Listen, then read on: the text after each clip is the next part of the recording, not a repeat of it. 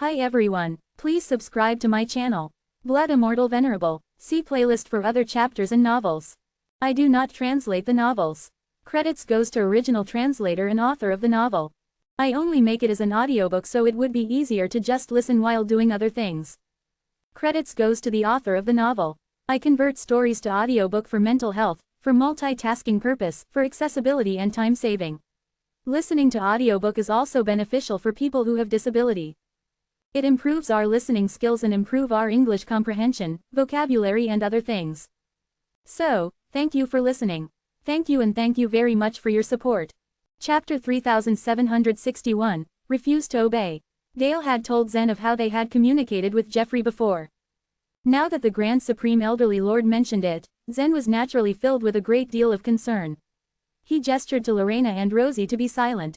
Everyone quieted down, their hearts filled with all sorts of strange feelings. How was it possible for Jeffrey to communicate with them through this sword? Was he trapped in it? Rocher carried the other shore token and could now feel the power of the vibrations, but what did such intermittent vibrations mean? The sword vibrated for a while before the Grand Supreme Elderly Lord said with an odd expression, "He says that he has found another holy pillar, and he can connect the line of the lone sword there." "Does that mean the lone sword can get stronger?" asked Zen hopefully. "Yes," answered the Grand Supreme Elderly Lord, nodding. "Its ability may change as well." Rocher's eyes lit up in surprise. "Sir, do you mean that Jeffrey is capable of modifying the lone sword's ability?" With a faint hint of a smile, the Grand Supreme Elderly Lord said, "Jeffrey is on the pillar. He can modify the abilities of the lone sword and other shore tokens. He just happened to find the lone sword." "That's unbelievable," Rocher exclaimed in absolute shock. He had sensed a change in the sword's ability before, but he could not understand how it had happened. His understanding of other shore tokens was limited to the other shore after all. He had never even thought of the world outside the chaos. He hadn't expected his lone sword's change would have something to do with Jeffrey, and yet it was his modification that had given the sword such great power. Mike, Bromley, and Holy J were just as astonished. It was well known by all that the other shore tokens were the source of power in the chaos. But to their surprise, Mike's grandson could modify them at will. What kind of ability was this? Joy's heart was filled with tenderness as she reminisced about the little boy who had once caused trouble in the fairy palace, who was now so incredibly powerful. "What line? What pillar? Zen, tell him to come out of the sword," Lorena ordered grumpily. She too knew the significance of the other shore tokens and how extraordinary Jeffrey's ability was. But she couldn't accept that Zen had let her grandson face the risks it came with all alone. "Mother, Jeffrey is not in the lone sword. His current state is unlike anything you are familiar with," said Zen, trying to calm her down. "I don't care," Lorena said, ignoring him and turning to the lone sword. "Jeffrey, can you hear me? Come back now." "Grandma." Jeffrey was taken aback by his grandmother's plea as he stood at the stair of the pillar. He climbed a long distance on the chain before he finally arrived at the mysterious courtyard that hung in the air. But when he got there, he discovered the courtyard was bound tightly by the massive chain and there was not even a crack to be found that he could enter through. This did not deter him. He didn't even consider turning back. He climbed up the chain from another corner of the courtyard and successfully reached a different pillar. The first pillar had all sorts of lines on it that were connected to the chaos. The second pillar, however, was bare and didn't have any light spreading out from it, including the location of the 10 holy items at the top. Jeffrey knew the holy items were significant. What if I upgrade the lone sword into a holy item? With this idea burning within, he climbed back along the chain and returned to the 11th stair of the pillar of the Snake Spirit sect. When he came into contact with the light, he told the Grand Supreme Elderly Lord of his plan, but as he spoke, he discovered that something was wrong. The lone sword was actually in the hands of Rocher, and his father, grandmother, and grandfather were gathered around Rocher. It seemed his father had returned to the divine land. "I do not wish to go back," Jeffrey revealed while playing the light. Climbing so high was not easy for him and he would definitely not give up now that he could help Rocher enhance the lone sword. The Grand Supreme Elderly Lord passed Jeffrey's words on to Lorena. Her eyebrows raised as she began arguing with Jeffrey, "These sort of things are not suitable for you. Jeffrey, you're still young and don't understand how dangerous the world really is." He ignored her outright and instead said, "Uncle Rocher, let me help you strengthen your sword." He pulled the black stone out of the pillar and the link between it and the lone sword was broken. The lone sword's aura quickly dissipated without any energy reaction, leaving it looking like an ordinary iron weapon. The lone sword. The change in the sword stunned Rocher. He has broken the link to the lone sword, announced the Grand Supreme Elderly Lord. Don't worry, you need only wait. He should be changing the sword's ability now.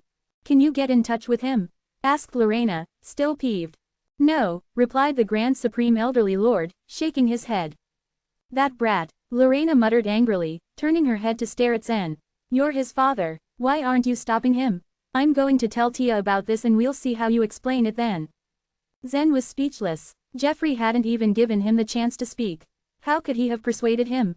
Mother, Jeffrey is not a child anymore.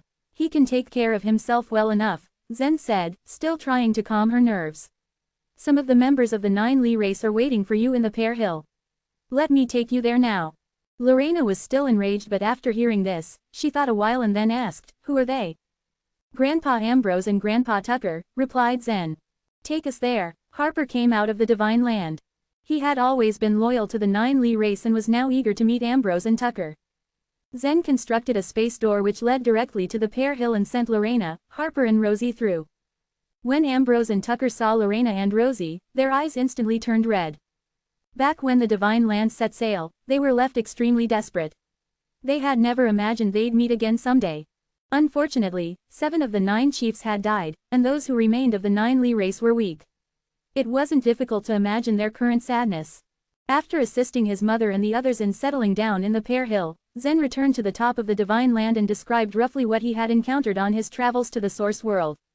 He spoke of how he joined the Swordlight Palace and the Oneness Sky Palace and traveled to the Pear Hill, and how he then took the Pear Hill away from the Source World. Zen's stories did not relieve Mike. Instead, he asked in surprise, so the huge Source World has fallen into the hands of the evil god, who was born in your inner world? Yes, Zen answered affirmatively. It appears the situation is even more serious than I had thought. Bromley was overtaken by a gloomy seriousness.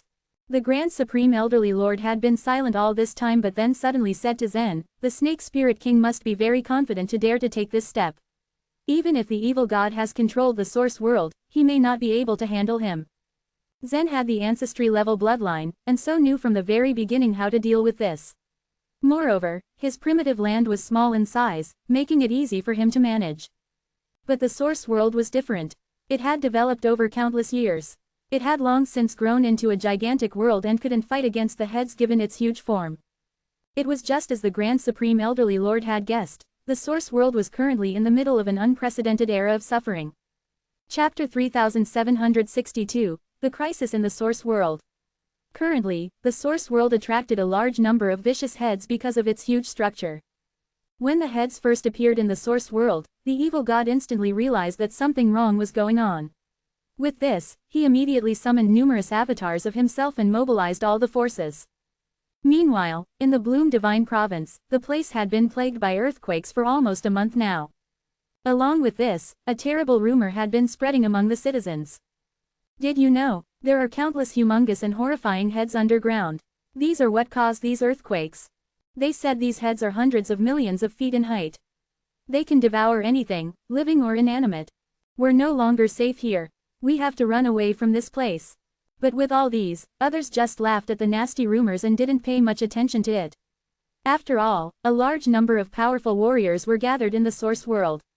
Even if the rumors were true and the monstrous heads surfaced from the ground, they believed that the warriors of the Source World would save the day. However, the Oneness Sky Palace no longer existed. The Bearing race and the Divine Farmer race were also destroyed. Right now, no other forces had assumed control over the Bloom Divine Province. Thus, it was currently a land without a ruler. With this, some of the big clans around the Clear Lake were preparing to grab the supremacy in the region.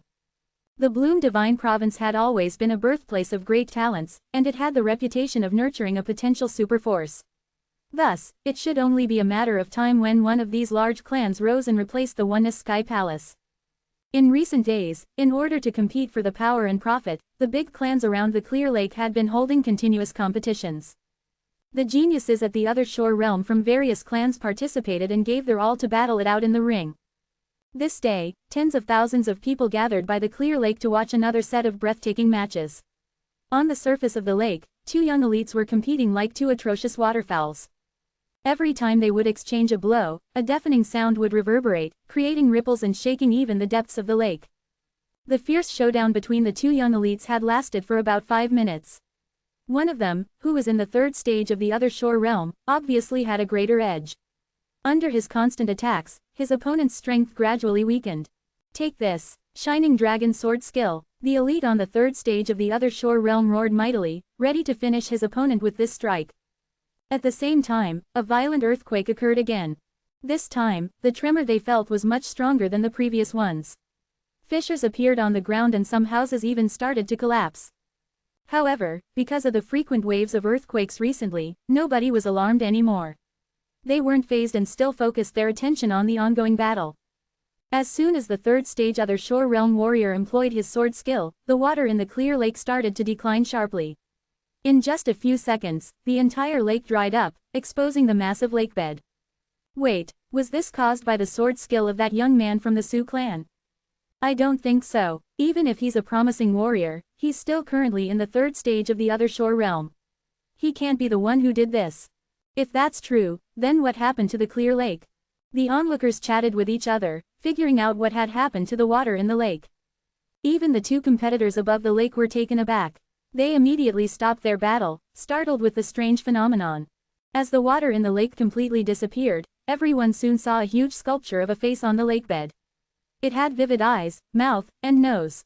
Some people thought that this sculpture was just probably hidden at the bottom of the lake all this time. However, as some stared intently at it, they were instantly reminded of that circulating ominous rumor. The source world had already been invaded by tens of millions of these ferocious heads. Sooner or later, this world would be completely devoured by them if nothing was done.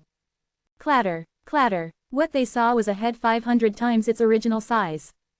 It had been biting and drilling in a specific direction all this time. It was like a worm that pervaded a fruit. A very long and thin cave was created under the source world, and now, this head finally emerged above the surface of the source world through the earth of the Bloom Divine Province. It meant that the recent earthquakes in the Bloom Divine Province were all caused by this single giant head. For these heads, living creatures were actually better prey than any other substances. Thus, as it emerged from the bottom of the clear lake, it immediately opened its huge mouth and bit towards the edge of the lakeshore and attacked the people there. Whoosh, crack, a huge tooth mark appeared on the edge of the lakeshore. Both the young elites and tens of thousands of the onlookers were instantly swallowed into the head's mouth. They didn't even have the time to react and escape with the frightening speed of the huge head.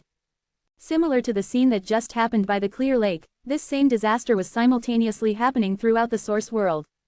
The head that appeared in the clear lake wasn't even the worst.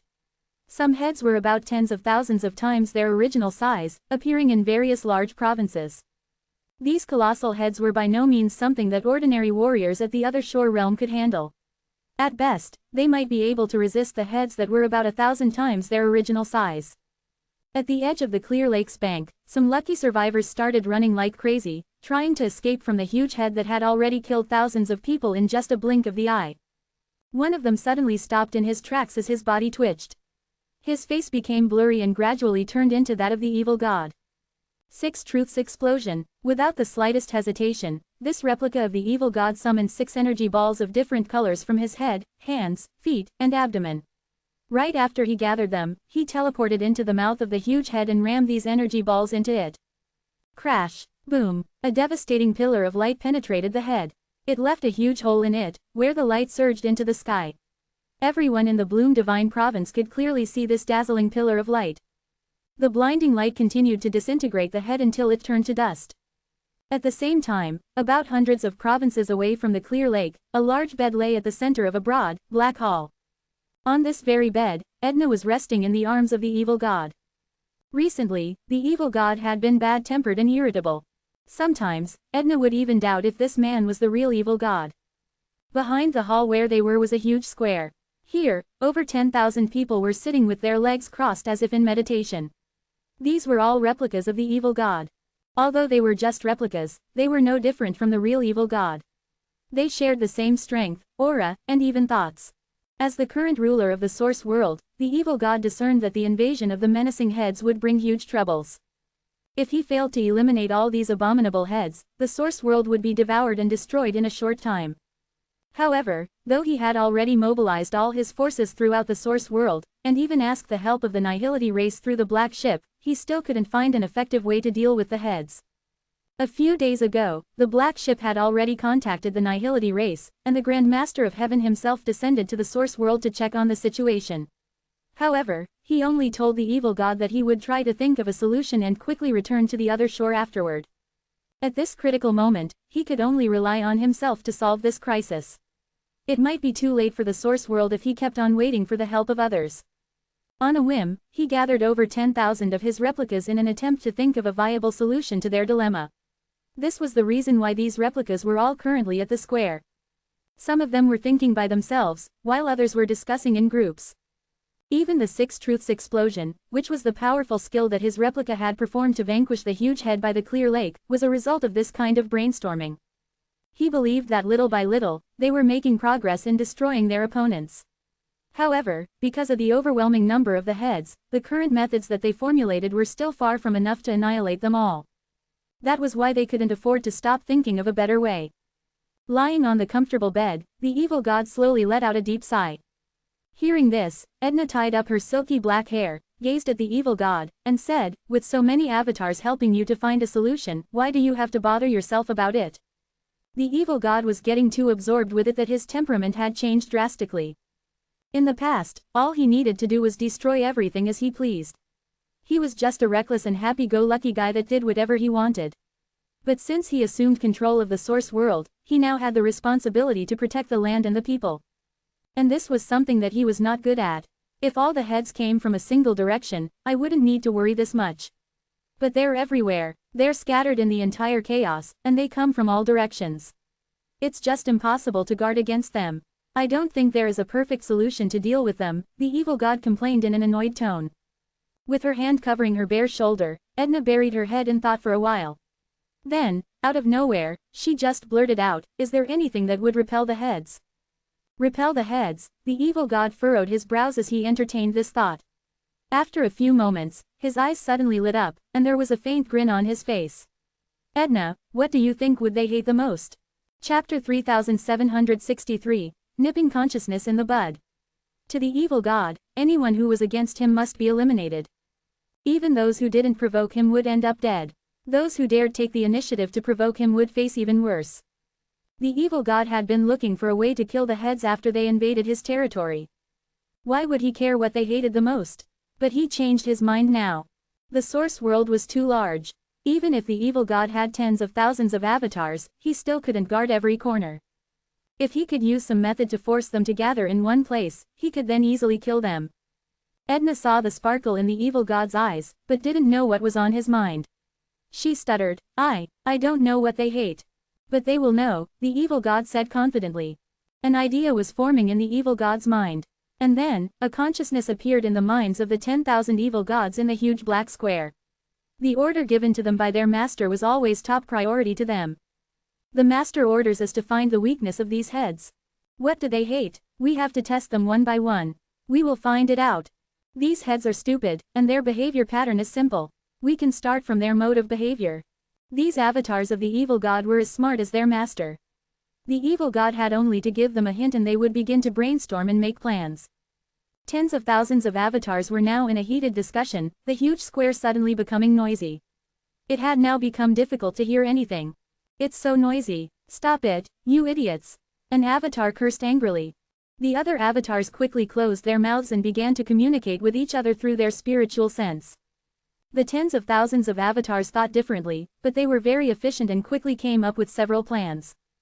These plans were voted on and they finally decided on one that seemed to be the best. They would split up to test the characteristics of the heads. The avatars had originally been searching for the heads in the Source World in order to kill them, but they now quickly changed their strategy. Since the Heavenly Martial Province was the weakest, it had attracted the most heads. The evil god had killed for several rounds here, but before long, this place would once again be filled with heads. The heads here were the most suitable for them to carry out the test. Dozens of avatars found some hosts in the Heavenly Martial Province and possessed them in unison. They captured dozens of heads that had expanded to several times their original size in the shortest time and began the test. The first test, Flame Thurgy. Blazing flames swept out and enveloped a head. The flames burned the head till it turned black. But the head still had its mouth open wide, trying to devour everything in front of it. It even swallowed a portion of the flames. Stronger flames. Sizzle. When another avatar released more powerful flames, the head couldn't bear it anymore, and cracks appeared on its surface. Before long, it exploded into pieces, the force emanating from the center and rippling towards the edges. Their goal was not to kill the heads, which meant that the first test had failed. The second test, use the ice wall to trap the head.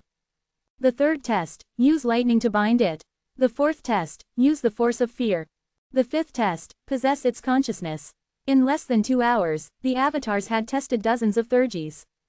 The heads had no soul, so they couldn't be controlled by the soul-related Thurgies. The other Thurgies would cause them no fear. The heads would be killed once the power of the Thurgies increased. The 56th test, surround the head with space walls. A complete cubic space trapped within itself a head that had expanded to 10 times its original size. The head screamed as it crashed into the space wall, with a loud bang. The 56th test failed. Remove the space walls and prepare for the next test, an avatar announced. Wait, another avatar said. Don't remove the space walls. Don't waste time, the first avatar said, frowning. Look, the head didn't bite into the space wall. It looks like it can't see the wall. The second avatar said. At this, the other avatars turned their gazes to the head and did indeed find something strange. Remove the other 5 space walls, the evil god ordered. Buzz, buzz, buzz, buzz, buzz. Once the other space walls were removed, the head still didn't react and continued to strike the space wall before it. The head can't sense the power of space. As the avatar spoke, he wrapped his body with the power of space, and then flew towards the head. Bang, bang, bang. The huge head hit the avatar over and over again, which was tiny compared to the head's size, but it looked like it never intended to open its mouth and swallow the tiny thing that was in its way. We've found a way, the avatar said with a smile. Before long, an avatar flew into the hall from the square. Master, I think I have found a way to deal with them, the avatar said. The evil god's eyes flashed with surprise. So soon. It had only been a few hours since Edna had reminded him, and they had already found a way to restrain the heads. The evil god was naturally surprised. The perception of the heads is very poor. They can't perceive space. As long as we hide behind the space walls, they won't be able to sense their targets, the avatar said. Space, the evil god thought for a while before saying, but it's still quite difficult to construct a huge space wall that can completely wrap around the source world. There's no need for the space wall, the avatar said. You can stretch the space wall into a net, and the heads won't notice it. I've already tested it. A smile appeared on the evil god's face. Brilliant, very good. The avatar also smiled. I need a reward. What do you want? The evil god said, his eyes stunned but wary. The avatar pointed at Edna, who was standing beside the evil god, and said, she is your woman, and also mine. Edna hadn't expected the avatar to make such a request and didn't know what to do. What was more, she couldn't tell who the real evil god was and who the avatar was. Sometimes, she even suspected that the real evil god had died a long time ago. Okay, the evil god said, nodding. Come here, the avatar walked over to the evil god. But the moment he got close to the evil god stretched out a hand and gently tapped at his forehead. The avatar's face began to change, and he turned into a black-skinned creature. Phew, the creature had gained his own consciousness, but before he could realize what was happening to him, the evil god cut his neck off his body. Black blood splashed all over the ground. Darling, why did you kill him? Asked Edna. He has gained his own consciousness. If his consciousness grows stronger, he would definitely betray me, said the evil god. Under normal circumstances, the avatars of the evil god were completely in sync with their master, and they executed their master's orders without any questions. But if they were separated from their master for a long time or had any kind of special experience, their consciousness would begin to deviate. If this were to happen, the evil god would kill them without mercy. The person who knew one the best was always themselves, and they would never be loyal to anyone else. Once these avatars gained an independent consciousness, they would even betray themselves. Chapter 3764, My World. The very next day, tens of thousands of evil gods appeared all over the entire source world. Each evil god stood far away from each other. Their distance was of several provinces apart. They were equally distributed throughout the outer layer of the source world. Simultaneously, the evil gods whispered, Space Truth. The evil god's current understanding of the space truth had reached an even higher level. With this, he was able to use the power of space freely. Countless wisps of space as thick as a thumb had intertwined around the evil gods. They each formed a structure that looked like a fishing net. Under the evil god's control, the fishing nets fanned out in every direction with them as the center. After a few minutes, each of them had already covered 100,000 feet. Soon enough, they had expanded to 1 billion feet. About 2 hours later, each space net had covered an area that was as large as a whole province. After 6 hours, the space nets laid out by each evil god began to interlink. Moments later, all of the space nets in every corner of the world had connected. The entire source world was now completely covered. Previously, the enormous source world had been attracting innumerable heads. Before the space nets completely enveloped it, these heads were like a school of fish affected by the tide. They rushed towards the only remaining weak points of this world. But as soon as the space nets covered those weak points, the heads instantly lost their targets. They fled outside the source world like headless chickens. Due to their low intelligence, they had no idea what had just happened. They only knew that their prey had mysteriously disappeared. Instinctively, these heads devoured everything that could be devoured. It seemed that the creatures of their kind were also on their menus. Soon enough, the situation became even more chaotic. They began to devour each other frenziedly. In the hall, there was a space wall that showed the movements outside the source world. With this, the evil god could monitor the situation outside without going out himself. Amazing, they are really not attacking the source world anymore. Has the source world been saved? Edna asked the evil god. Her face was full of admiration and gratitude. Of course, the evil god replied. There was a gentle smile on his face. He seemed to be in a good mood. The next thing on their list was to clean up the remaining heads inside the source world. It was time to exterminate them. There were countless heads that managed to enter the source world. In addition to that, there were many heads that grew rapidly and were 10,000 times larger than others. Nevertheless, it wasn't really difficult to kill these heads. After a short while, they suddenly heard footsteps from outside the hall. Shira slowly walked in and stopped beside the evil god. She hardly paid any attention to Edna. She merely turned to the evil god and said, "Someone on the other shore wants to see you." "Is it the Grand Master of Heaven again? He's not needed here. If it is him, he doesn't have to descend. The crisis in the source world is over," the evil god said casually. He just kept watching the space wall. "It's over. But how?" Shira was slightly stunned at this news. Those heads. She couldn't find the right words as she watched what was happening outside through the space wall. "I have already blocked them from the outside. Although, it will take a few more days to get rid of the heads within the source world," the evil god responded indifferently. "How did you do that?" Once again, her face was full of utter amazement. "Our effort is the most decisive factor," the evil god replied calmly. "So, you can tell the Grand Master of Heaven that he is not needed here anymore." "It's not the Grand Master of Heaven who is coming this time," Shira informed him. "Then, who else? Is it Samantha, Sienna, and Stella this time?" The evil god rarely had visitors. He wondered who it could be. "No, it's a bird master," Shira answered. "And who or what is that? I've never heard of it before." The evil god's curiosity was aroused. "Once before, you asked me why a powerful giant ape would appear on the Pear Hill. This bird master and the giant ape actually belong to the same category.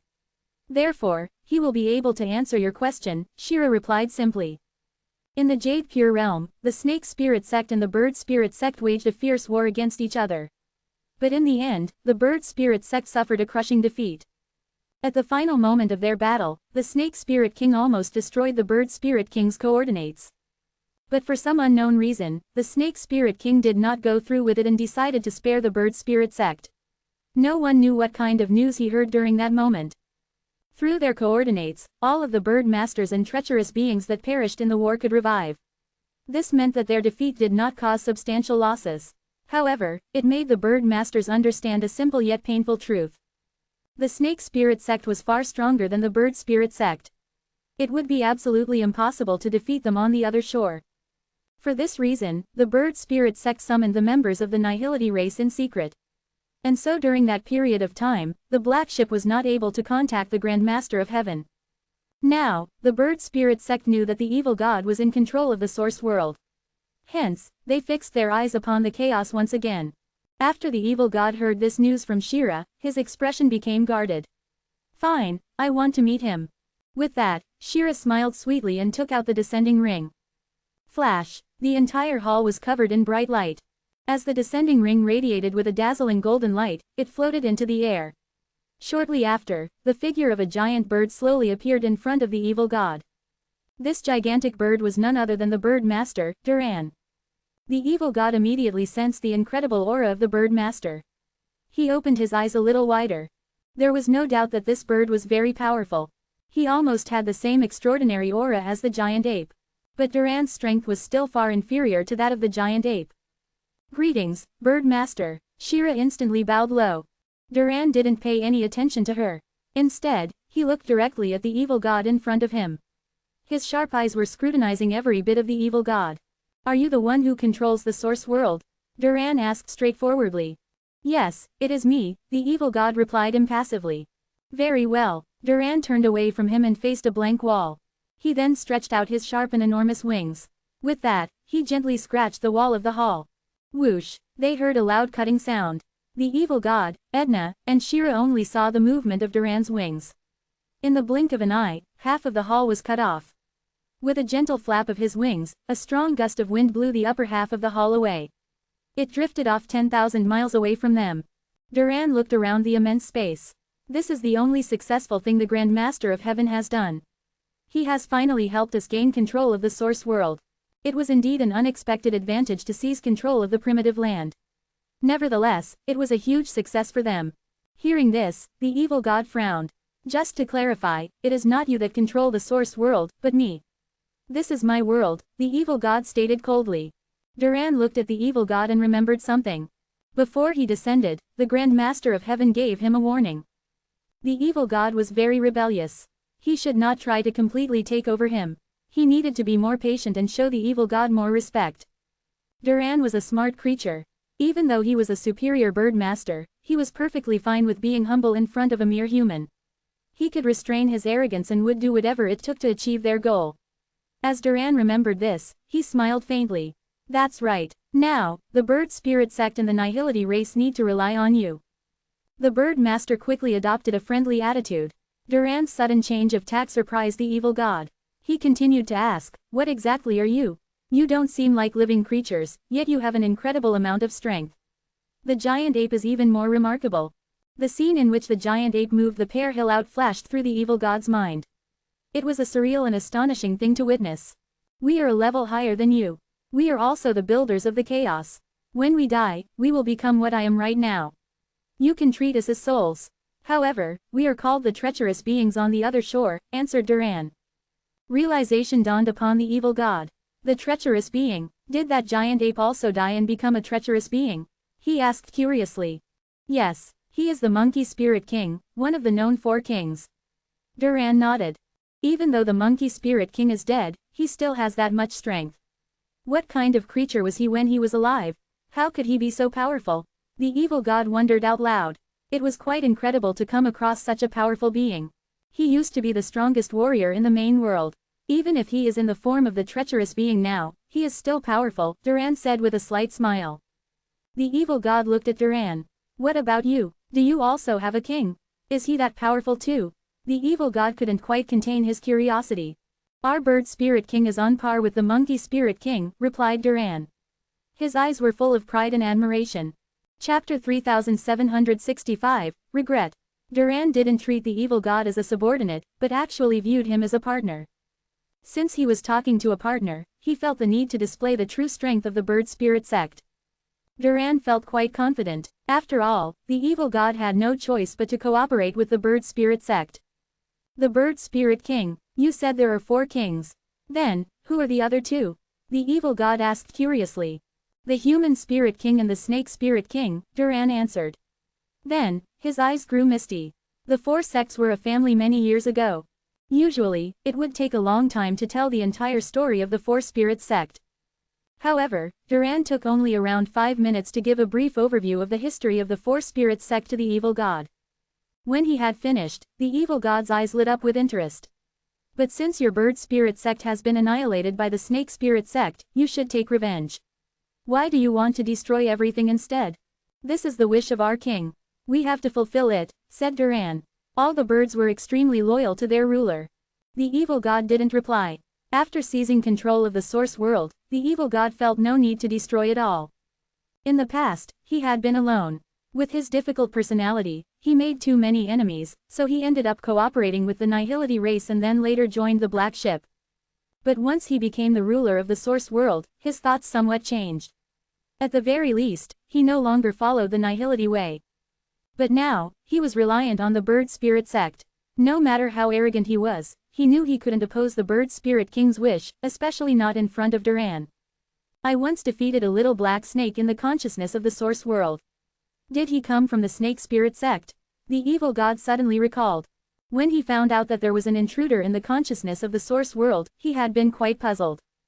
Theoretically, only he was supposed to be able to enter that place. What kind of theurgy did the little black snake possess to forcefully enter it? Yes, it's very likely it was the Snake Spirit King himself, replied Duran. Occupying the Source World was originally a part of the Snake Spirit sect's plan, but you ruined it. The corners of the evil god's mouth curled up in amusement as he heard this.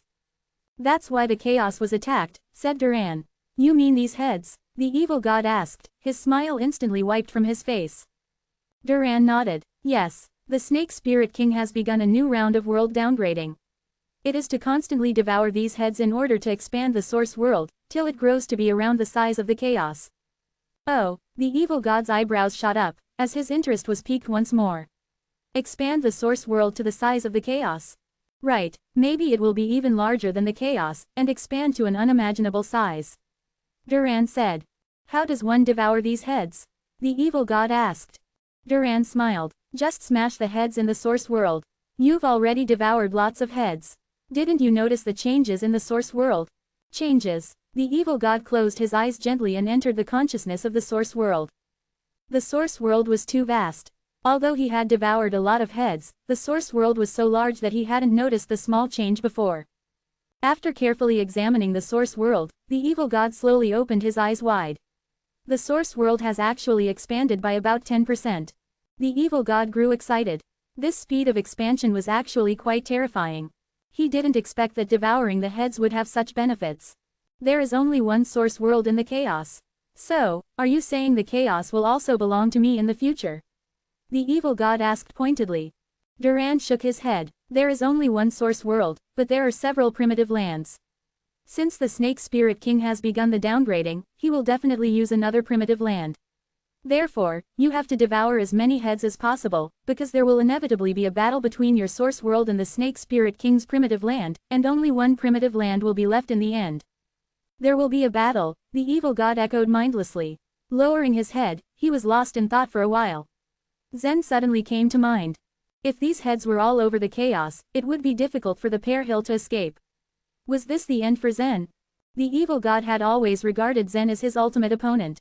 Now that the Snake Spirit King had suddenly entered the picture, he felt somewhat regretful. You must win this battle. Don't worry, the Nihility race and the Bird Spirit sect will help you. After saying that, Duran exited the Source World. One day later, the evil god ordered the transformation of the Source World. Over 10,000 avatars desperately racked their brains to try to come up with a new plan quickly. They planned to create 3 huge cracks at the edge of the Source World, each of which spanning hundreds of large provinces.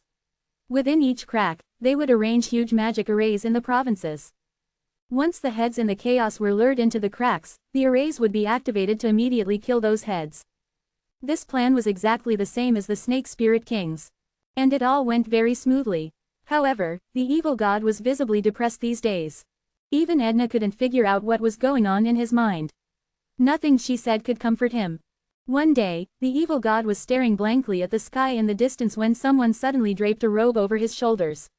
Frowning slightly, he asked in an annoyed tone, "What are you doing here?" The figure standing behind him was not Edna, but Shira. Ever since Edna came, the evil god rarely ever talked to Shira. This saddened Shira greatly, but she didn't show it. After all, she was still the liaison between the evil god and the Nihility race.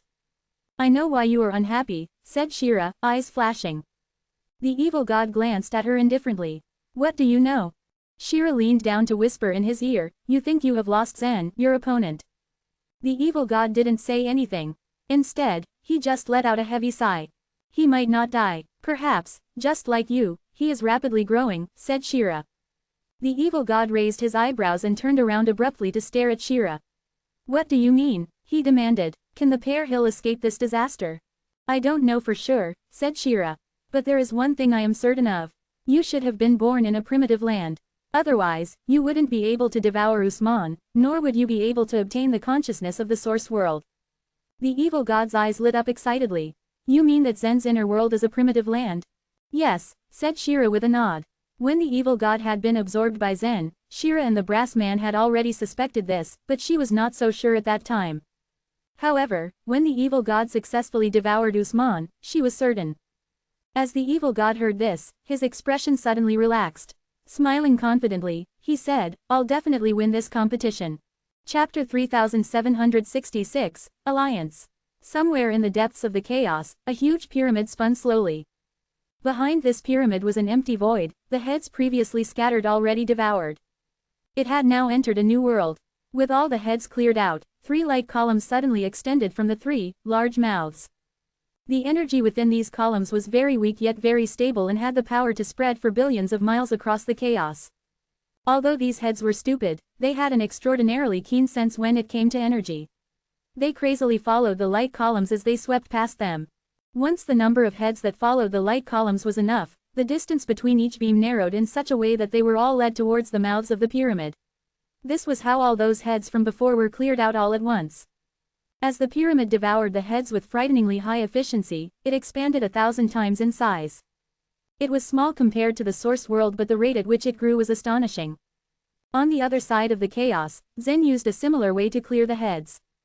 He had asked the snake goddess to spread her shadow and use the energy beams to attract the heads, and this method initially worked. However, as the primitive land continued to expand, the snake goddess's shadow fell short. Her shadow could theoretically extend at an infinite distance. If she was given enough time, she could even spread her shadow across the chaos. Unfortunately, the speed at which her shadow extended was too slow. According to what the ancestry-level bloodline said, a round of competition would begin after the downgrade started, and those bigger in size would have a great advantage. Zen knew he had to come up with a better method if he wanted to absorb more heads in the least amount of time. Since Snake Goddess Shadow proved ineffective, he decided to gather everyone on the Jadeite platform for a brainstorming session. What they needed was something that could spread far and wide at a fast enough rate. Light, Gerald was quick to propose. Light not only contained energy but also had the ability to spread all throughout the chaos. Once again, Zen asked the ancestry-level bloodline to transform the primitive land. Not long after, 6 huge arrays appeared on the surface of the primitive land. These 6 arrays served no purpose of defense and only released strong, enduring light. Buzz. As a burst of powerful energy was injected into the arrays, it scattered into strong beams of light in all directions. It was as if there was a huge sun in the chaos as these blazing beams of white light expanded hundreds of millions of miles away. They effectively drew in the heads within this range, which then rushed towards the primitive land. All 3 primitive lands within the chaos were able to figure out unique ways to expand and grow. As the rate at which they consumed the heads wasn't slow, their growth rate itself was astonishing.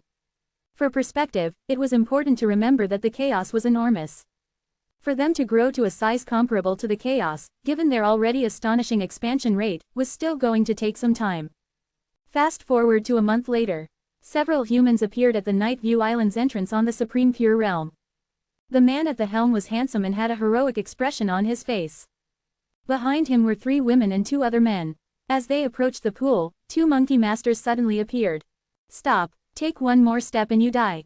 The 2 monkey masters were on the defensive, ready to strike if they did not do as they said. These 2 took their jobs of guarding the entrance to the Night View Island seriously. Nobody was allowed to approach it. Under normal circumstances, the monkey masters would have already killed whoever decided to venture close to the entrance. However, this group was an exception because they were humans.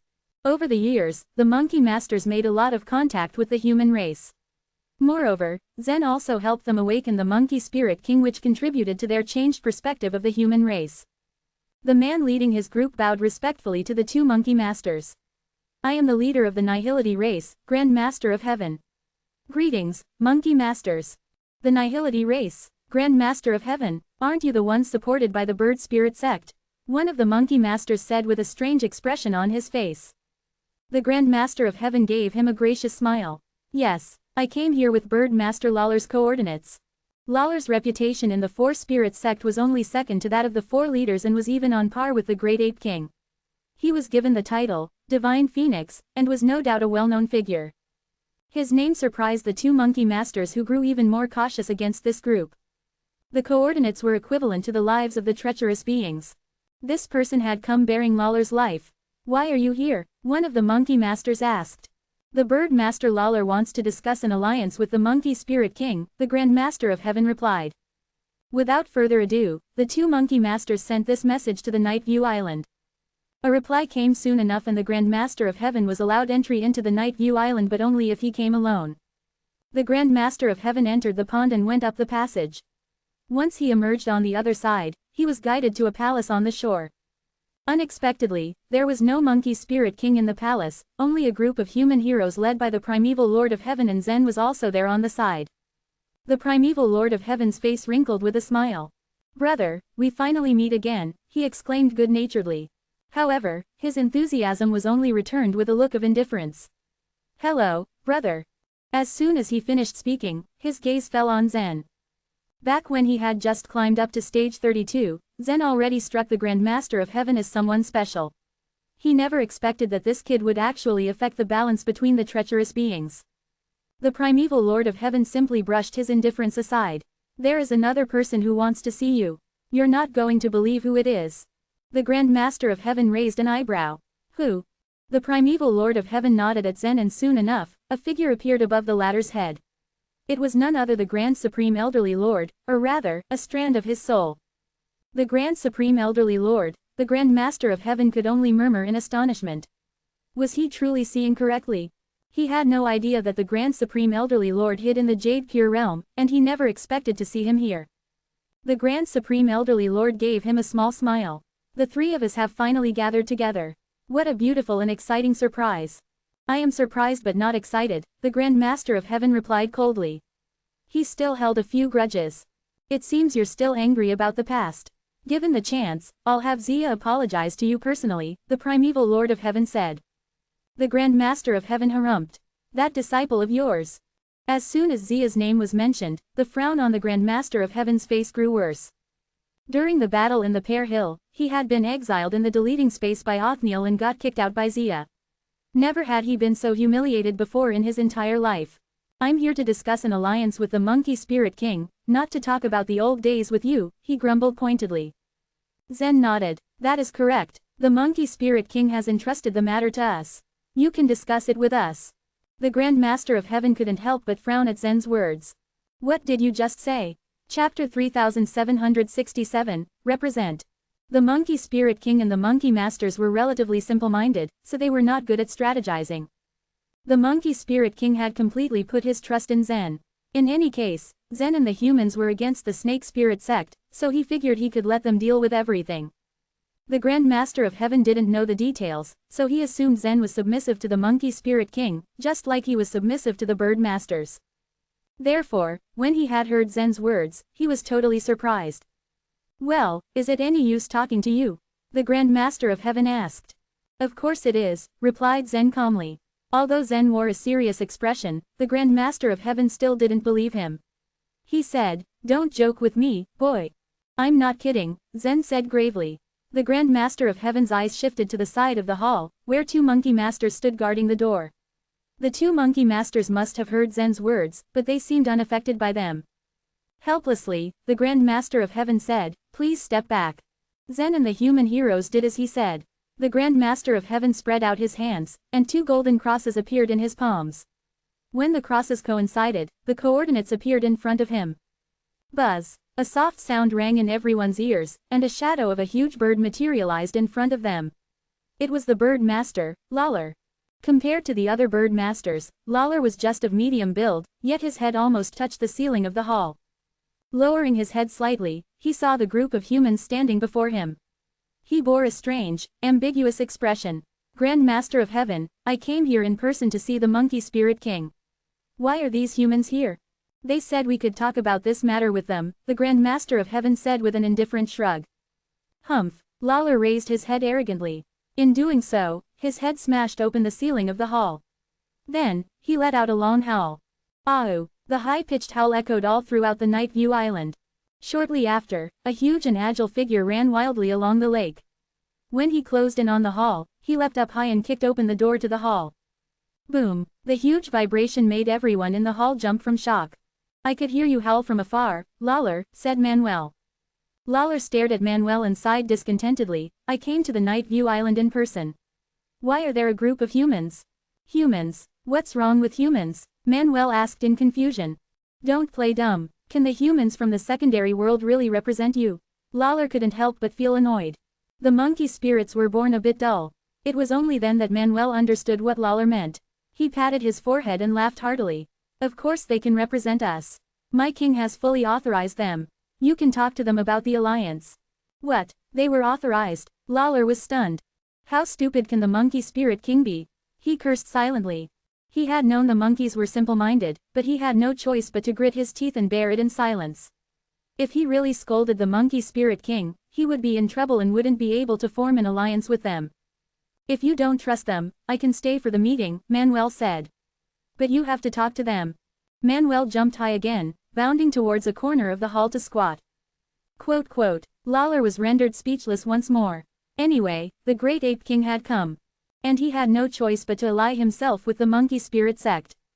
The Grand Master of Heaven who stood beside Lawler thought the same, but he was more agitated.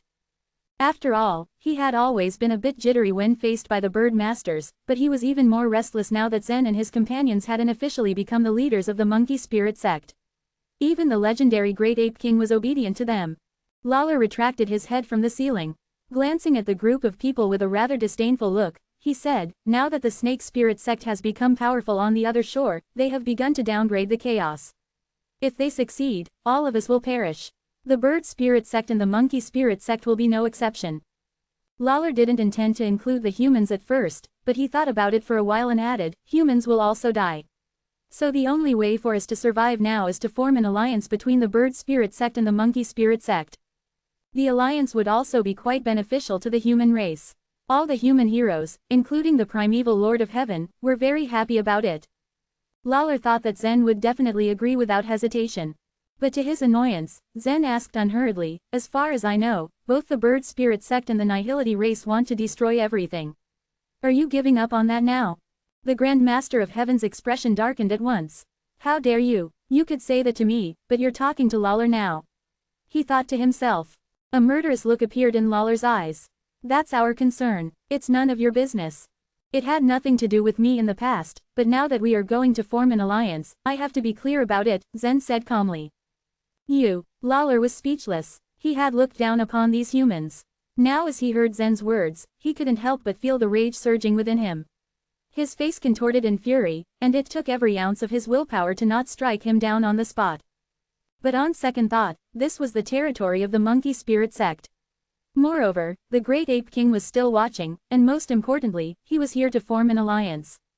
In the end, Lawler willed his anger to simmer down. We have to fulfill our king's wish, but on the premise that he's safe and sound. Do you mean that the bird spirit king is in danger now? Zen asked. Yes, Lawler said through gritted teeth. Not long ago, the snake spirit king had almost killed the bird spirit king, but at the last moment the snake spirit king had retreated. Lawler, Duran, Orville and other bird masters had yet to figure out why he had chosen to retreat instead. What are you going to do after we form an alliance? Zen continued to ask.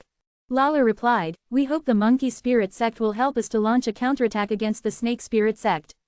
We have already come up with a good plan. The bird spirit king that hadn't awakened yet was no match for the snake spirit king, but with the help of the invincible monkey spirit king, they were hoping to tip the scales in their favor. I refuse, Zen replied bluntly. Then go to hell. The killing intent in Lawler's eyes boiled, and his wings slashed down on Zen's head like a 400-foot-long saber. His speed was so fast that even Manuel squatting nearby did not have the time to react. Boom! The whole hall was smashed into pieces. The Grand Master of Heaven was also shocked. Lawler had killed Zen instantly. Things were getting heated now. Puff! Not far away, Manuel took a deep breath and blew the dust and rubble into the lake. As the dust cleared, the Grand Master of Heaven gasped in shock at what he saw. Zen was still standing, perfectly unharmed, with one hand stretched out, holding the tip of Lawler's wing with ease. Lawler was totally shocked. The Grand Master of Heaven had mentioned this several times before, but it never fully registered on Lawler how strong this human was. But even so, how could he easily resist his attack? Chapter 3768, Obey My Orders. A deep voice cut through the quiet air. Judging from your attitude, it seems that you don't want to talk about the alliance anymore. Zen tightened his grip on Lawler's wing and coldly added, or do you think that I'm a human, who doesn't have the strength or qualifications? After Zen said those words, his vice-like grip on Lawler's wing became even more rigid. Whoosh! At that moment, a straight, thin red thread materialized and punctured Lawler's wing. Swish, swish, swish. Everyone present heard the sound of the thin thread piercing through Lawler's wing, which was followed by countless rays of red light that floated atop the wing's surface. Splash! Then, the red light cut the wing into several pieces, which fell to the ground. Manuel, who squatted somewhere not far away, also saw the scene. A chill ran down his spine. He had heard Tirog talk about this theurgy of Zen before. The theurgy let Zen cut bodies into pieces quickly with the help of blood streaks. However, Manuel thought that he was much stronger than Tirog, so he did not take Zen seriously. Then again, Lawler was just as powerful as him, and Lawler could not defend himself in the slightest against Zen's red thread. Perhaps if he touched that red thread, he too would be seriously injured. Lawler, I wonder if this strength could be considered powerful in your eyes? Zen asked coldly. When Zen uttered those words, both Lawler and the Grand Master of Heaven were stunned. After all, Lawler never thought that this human could hurt him. On the other hand, such injuries naturally meant nothing to the treacherous being. Lawler trembled slightly, and the treacherous being's body parts that fell to the ground jumped up one by one. Then, they quickly stuck to each other until they returned to their previous shape. You surprised me, Lawler muttered, the arrogance in his eyes completely gone now. Zen's attack was like a waterfall that splashed straight into his heart and cleared his mind. Indeed, both the Monkey Spirit King and the Great Ape King were not stupid. There was certainly a reason they supported Zen so much. Let's continue to talk about the alliance, Zen calmly stated. Didn't you just refuse? Lawler said in surprise. That's because your condition is not right, Zen said with a shake of his head. What do you want? When the Grand Master of Heaven heard Lawler ask such a question, he could not help but sigh inwardly. Although Lawler was powerful, he did not know how to negotiate. He had been quite arrogant to the humans ever since the beginning, but Zen had managed to get some information out of him. He had revealed that the Bird Spirit King was currently in an unfavorable situation and that they could not get the upper hand if they did things recklessly. If he asked Zen what he wanted now, then Zen would surely demand many benefits. The condition for this alliance to take place is that all the members of the Bird Spirit sect must obey my orders, Zen answered. Lawler's anger, which he had restrained, rose again. This human being did make him exceptionally mad. You even want our Bird Spirit sect to obey your orders? Does the Monkey Spirit sect also listen to you? He screeched, his high-pitched voice laced with grief and resentment. He said these words to the Great Ape King. Yet, Manuel only said, it's okay to listen to him. That's what our king said. The monkey spirits also weren't good at strategy, so they just handed over the tasks that required such a skill to this group of humans. When Lawler knew about it, he felt even more enraged. Was this really the once invincible monkey spirit sect? Disheartened, he turned around to leave, but in reality, he could not leave like this. Even the bird masters couldn't stand the current situation, so they had to get the monkey spirit sect's strong support. After Lawler thought carefully for a while, he gritted his teeth and said, it's all right to listen to you. All of the bird masters are at your disposal, but there are two exceptions. Please go ahead, said Zen. First, our king will not listen to you, and second, the source world and the evil god are also exempted, Lawler replied. The bird spirit sect would never put their king in danger. After all, Xian had yet to awaken, and he was much weaker than the snake spirit king. On the other hand, the source world and the evil god were two essential keys that could allow the bird spirit sect to turn the tables. They had already caught Duran and the others' attention. Furthermore, Lawler knew well about the conflict and relationship between Zen and the evil god. Okay, but I'll be in charge of the top 10 bird masters' coordinates, said Zen. In reality, Zen did not trust the bird masters at all.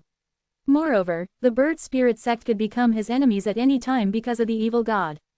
Therefore, he had to have these treacherous beings' coordinates in his hands.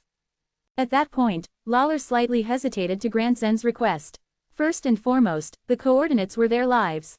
He stalled for a moment and asked, will you really help us fight against the snake spirit sect? Of course, Zen answered with a smile. The snake spirit sect must be our common enemy. Even if we don't ally with the bird spirit sect, we will still fight them head-on, he added. Then next time I will bring the other bird master's coordinates. As soon as Lawler finished speaking, a ball of light of annihilation burst out from his neck. Countless small lightning bolts wrapped around his body. As a result, his massive body quickly exploded and disappeared, and only the coordinates in the Grand Master of Heaven's hands remained. The Grand Master of Heaven put away the coordinates, looked at Zen and said, "Goodbye." Even when he was about to leave, he did not talk to his two senior fellow disciples at all. The primeval Lord of Heaven stared blankly at the Grand Master of Heaven's receding figure. "He still takes those matters to heart," he muttered. "Some people are destined to travel on a single path. Don't force them. As for the alliance with the Bird Spirit sect, I do not know if they are sincere or not," the Grand Supreme Elderly Lord said calmly. "They are sincere," the real Snake Goddess replied. Zen nodded in agreement and said, "Since the Bird Spirit King has not awakened yet, they have no other choice. The Bird Masters can help us. But there's one thing that's quite strange," the real Snake Goddess said with a frown. "Since the Bird Spirit sect is completely weak, why didn't the Snake Spirit sect kill them together with the Bird Spirit King? Was there anything else to it?" she asked. Not to mention, the people present and even the Bird Masters could not figure out why the Snake Spirit King had let the Bird Spirit King go that day. Meanwhile, when Lawler returned to the nest in Jade Pure Realm, he told the other Bird Masters about Zen's request. When Durrell, Orville, and the other Bird Masters heard the news, they felt furious. To give their lives to a mere human being. That was way too much. What a wishful thought. However, the commotion only lasted for a short while. After Lawler analyzed the advantages and disadvantages, as well as the fate of the Bird Spirit sect, the Bird Masters all fell silent. It was true that they had no other choice. In the end, the Bird Masters made a compromise and bowed in front of the Bird Spirit King. Of course, they never dared to tell the Bird Spirit King, Xian, what truly happened. Although Xian had not awakened yet, he would surely turn the world upside down once he heard about the matter. It also went without saying that the Snake Spirit King in the Heavenly Square City saw the scene with the limited omnipotent stone. Why don't we stop them?" the Snake Spirit King asked desperately. "Why should we? Are you afraid of so many Bird Masters?" the Black Light asked back.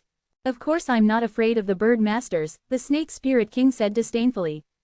"Once the Bird Masters join, it would make them enter the Jade Pure Realm faster," the Black Light said. "Tell me, what the hell do you want to do?" the Snake Spirit King asked.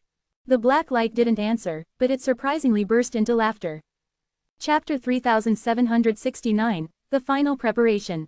The Grand Master of Heaven returned to the Night View Island a few days later. He had come to give Zen the Bird Master's coordinates. In most cases, putting your life in the hands of others was ill-advised and even idiotic. But the Bird Masters had nowhere to go and were willing to sacrifice themselves for the sake of the safety of the Bird Spirit King. They were loyal to him until their deaths. Most importantly, they truly believed in the Monkey Spirit King. The friendship between the Bird Spirit sect and the Monkey Spirit sect was much deeper than Zen and his companions had imagined. On the day the alliance was formed, Manuel squatted beside but still managed to hear every word the two sides spoke. The Monkey Spirit King and the Great Ape King were both very reckless, but not stupid. They trusted Zen and the primeval Lord of Heaven because they were humans with the same goal they had.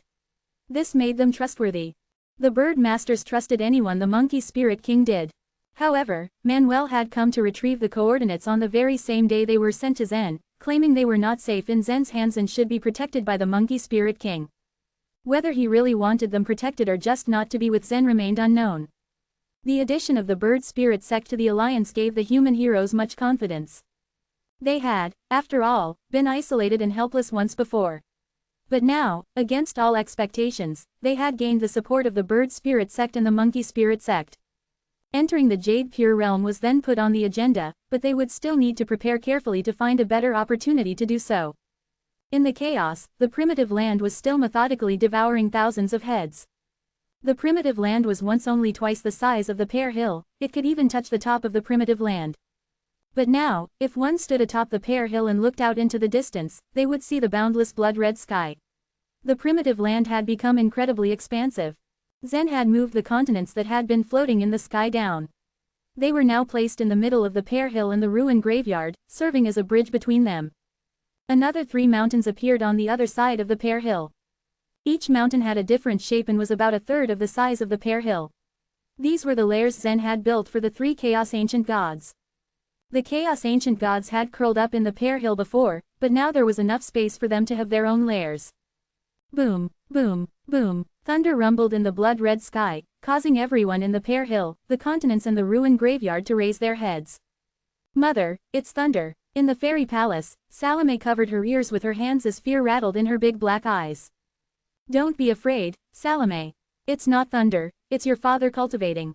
Margaret held Salome in her arms tightly and tried to soothe her with words of comfort. Where is he? Asked Salome. Look over there. That figure is your father, said Margaret, pointing up to the sky. In the middle of the blood-red sky, a tiny figure could be seen floating. There had been a huge change in Zen's inner world in the past few days. From what they understood of Zen's explanation, they knew the entire Pear Hill had been placed in the primitive land. More surprisingly, even the ruined graveyard and the divine land were placed in the primitive land not long after.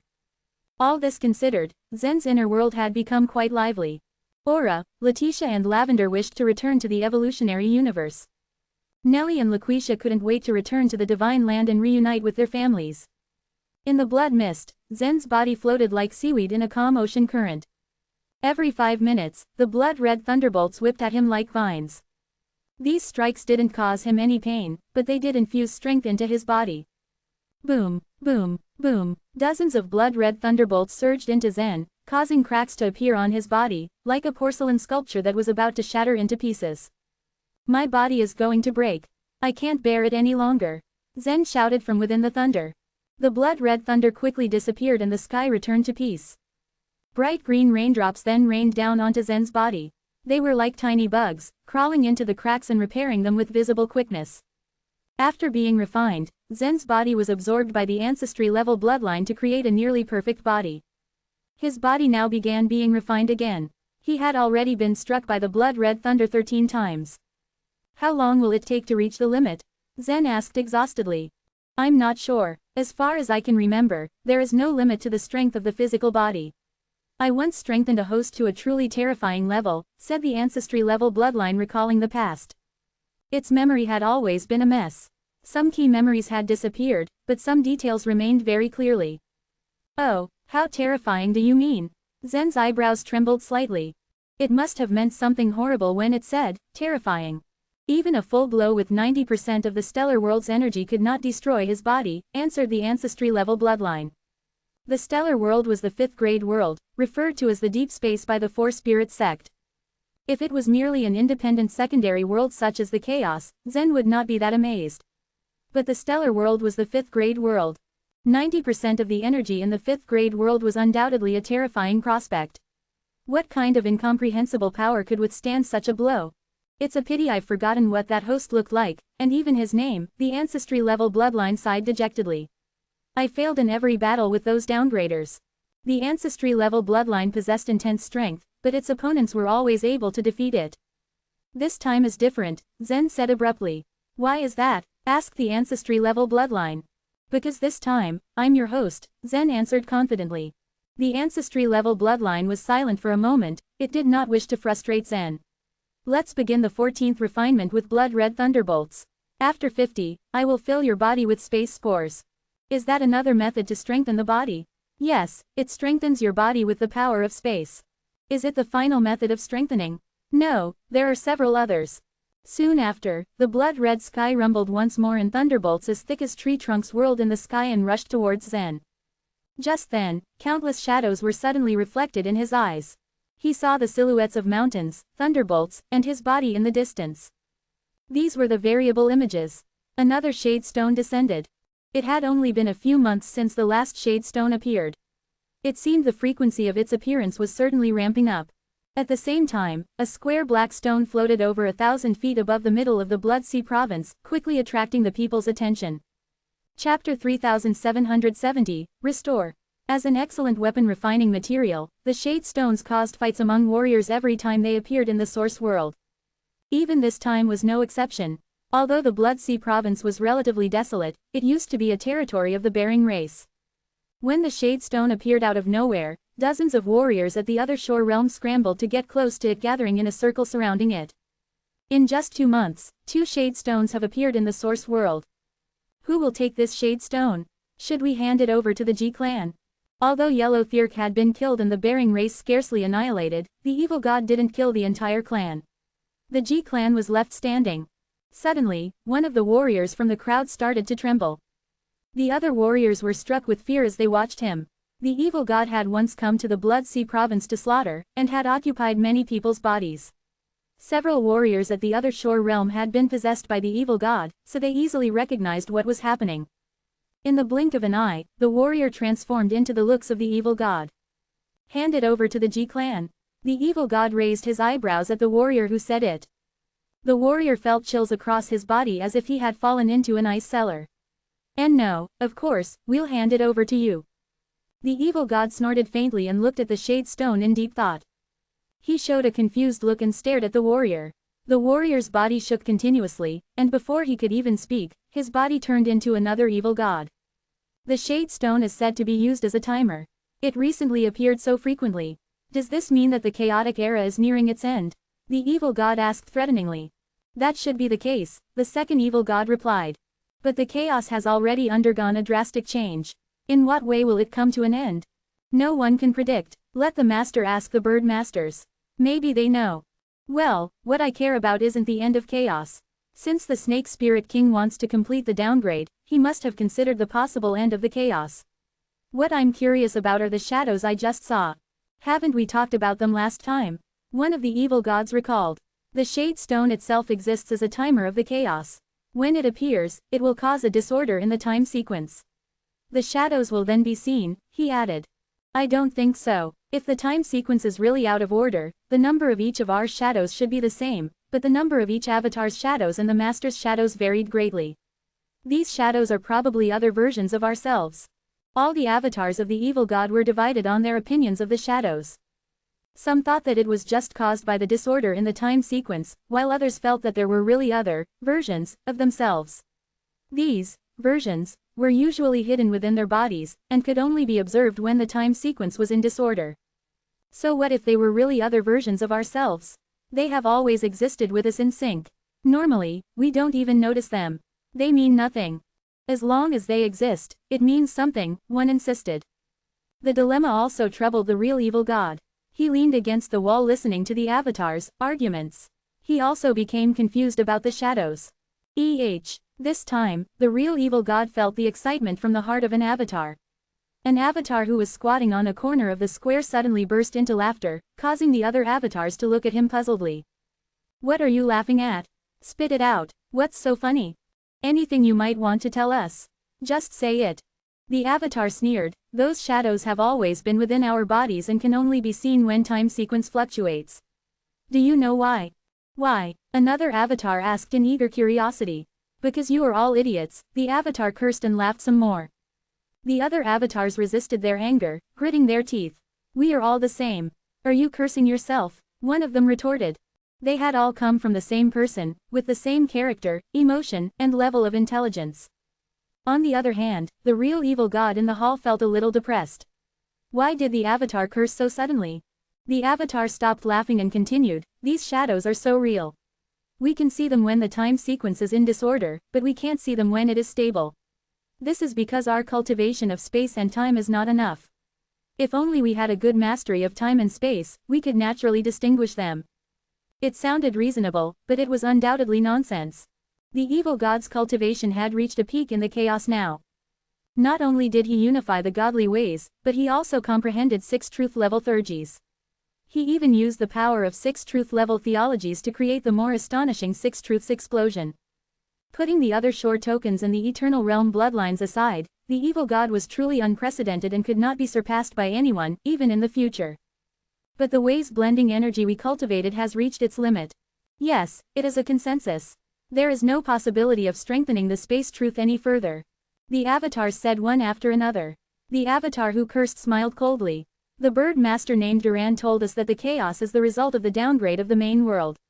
The energy of the chaos is also from the main world. Although we have never been to the eternal scroll painting, the blood power obtained from it is no different from the energy of the godly ways, he said. The avatars all kept silent but were somewhat enlightened by his words. They were from the same person and their souls were eternally bound. In an instant, they looked at each other as they had understood what the avatar said. The bloodline power of the main world is clearly the same thing as the ways blending energy. The avatar who cursed exclaimed.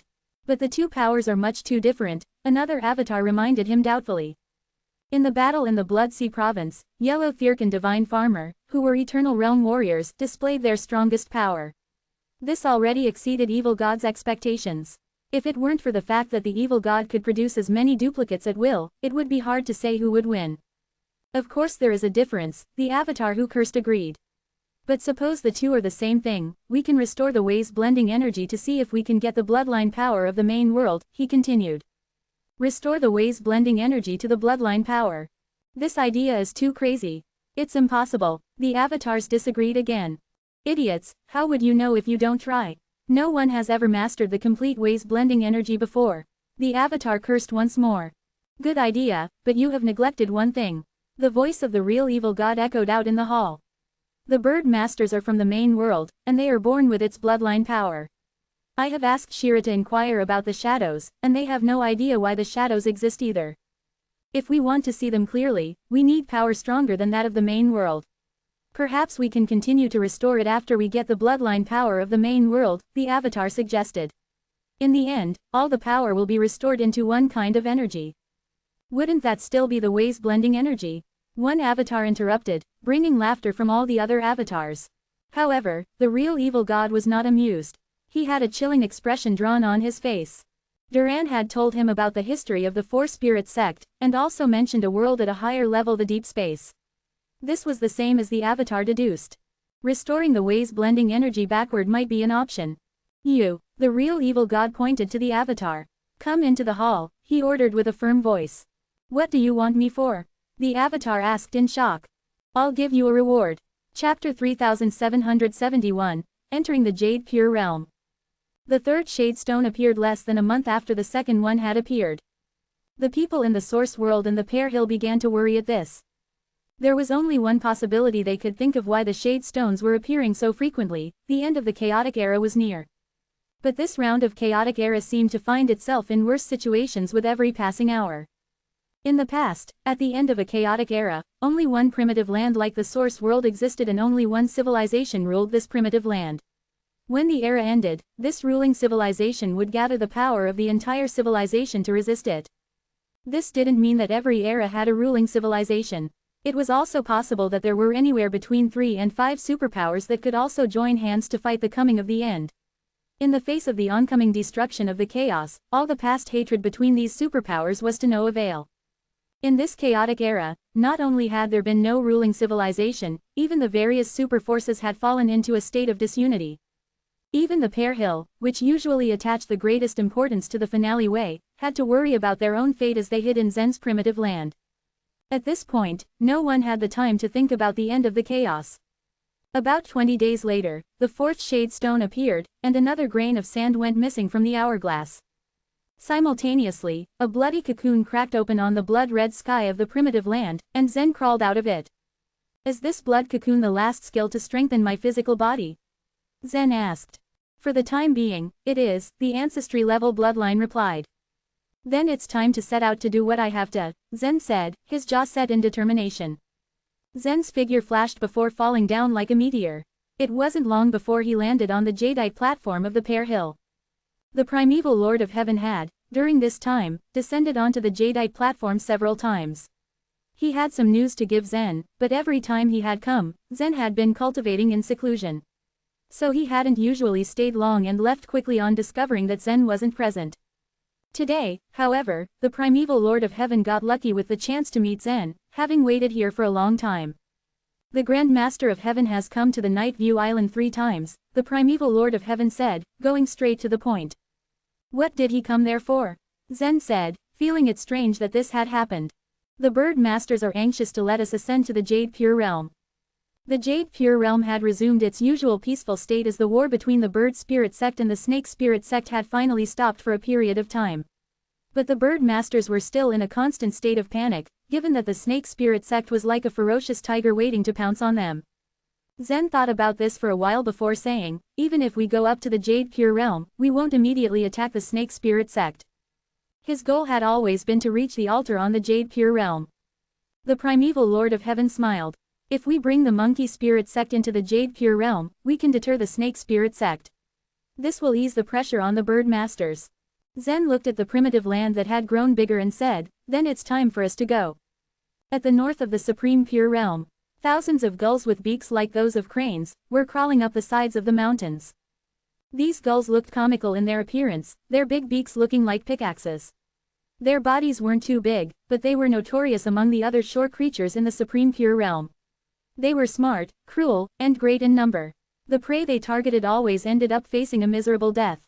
They had been here for several days and nights in order to capture the bone worms crossing the border. And now, they suddenly felt the aura of living beings coming up the sides of the mountains. The gull in the lead stretched out its head and looked around, only to see people emerging from a cave in the distance. Coo, coo, goo, goo, goo. The gulls began to discuss this development with each other. According to what they remembered, human beings were weak and were excellent food, but the number was too small.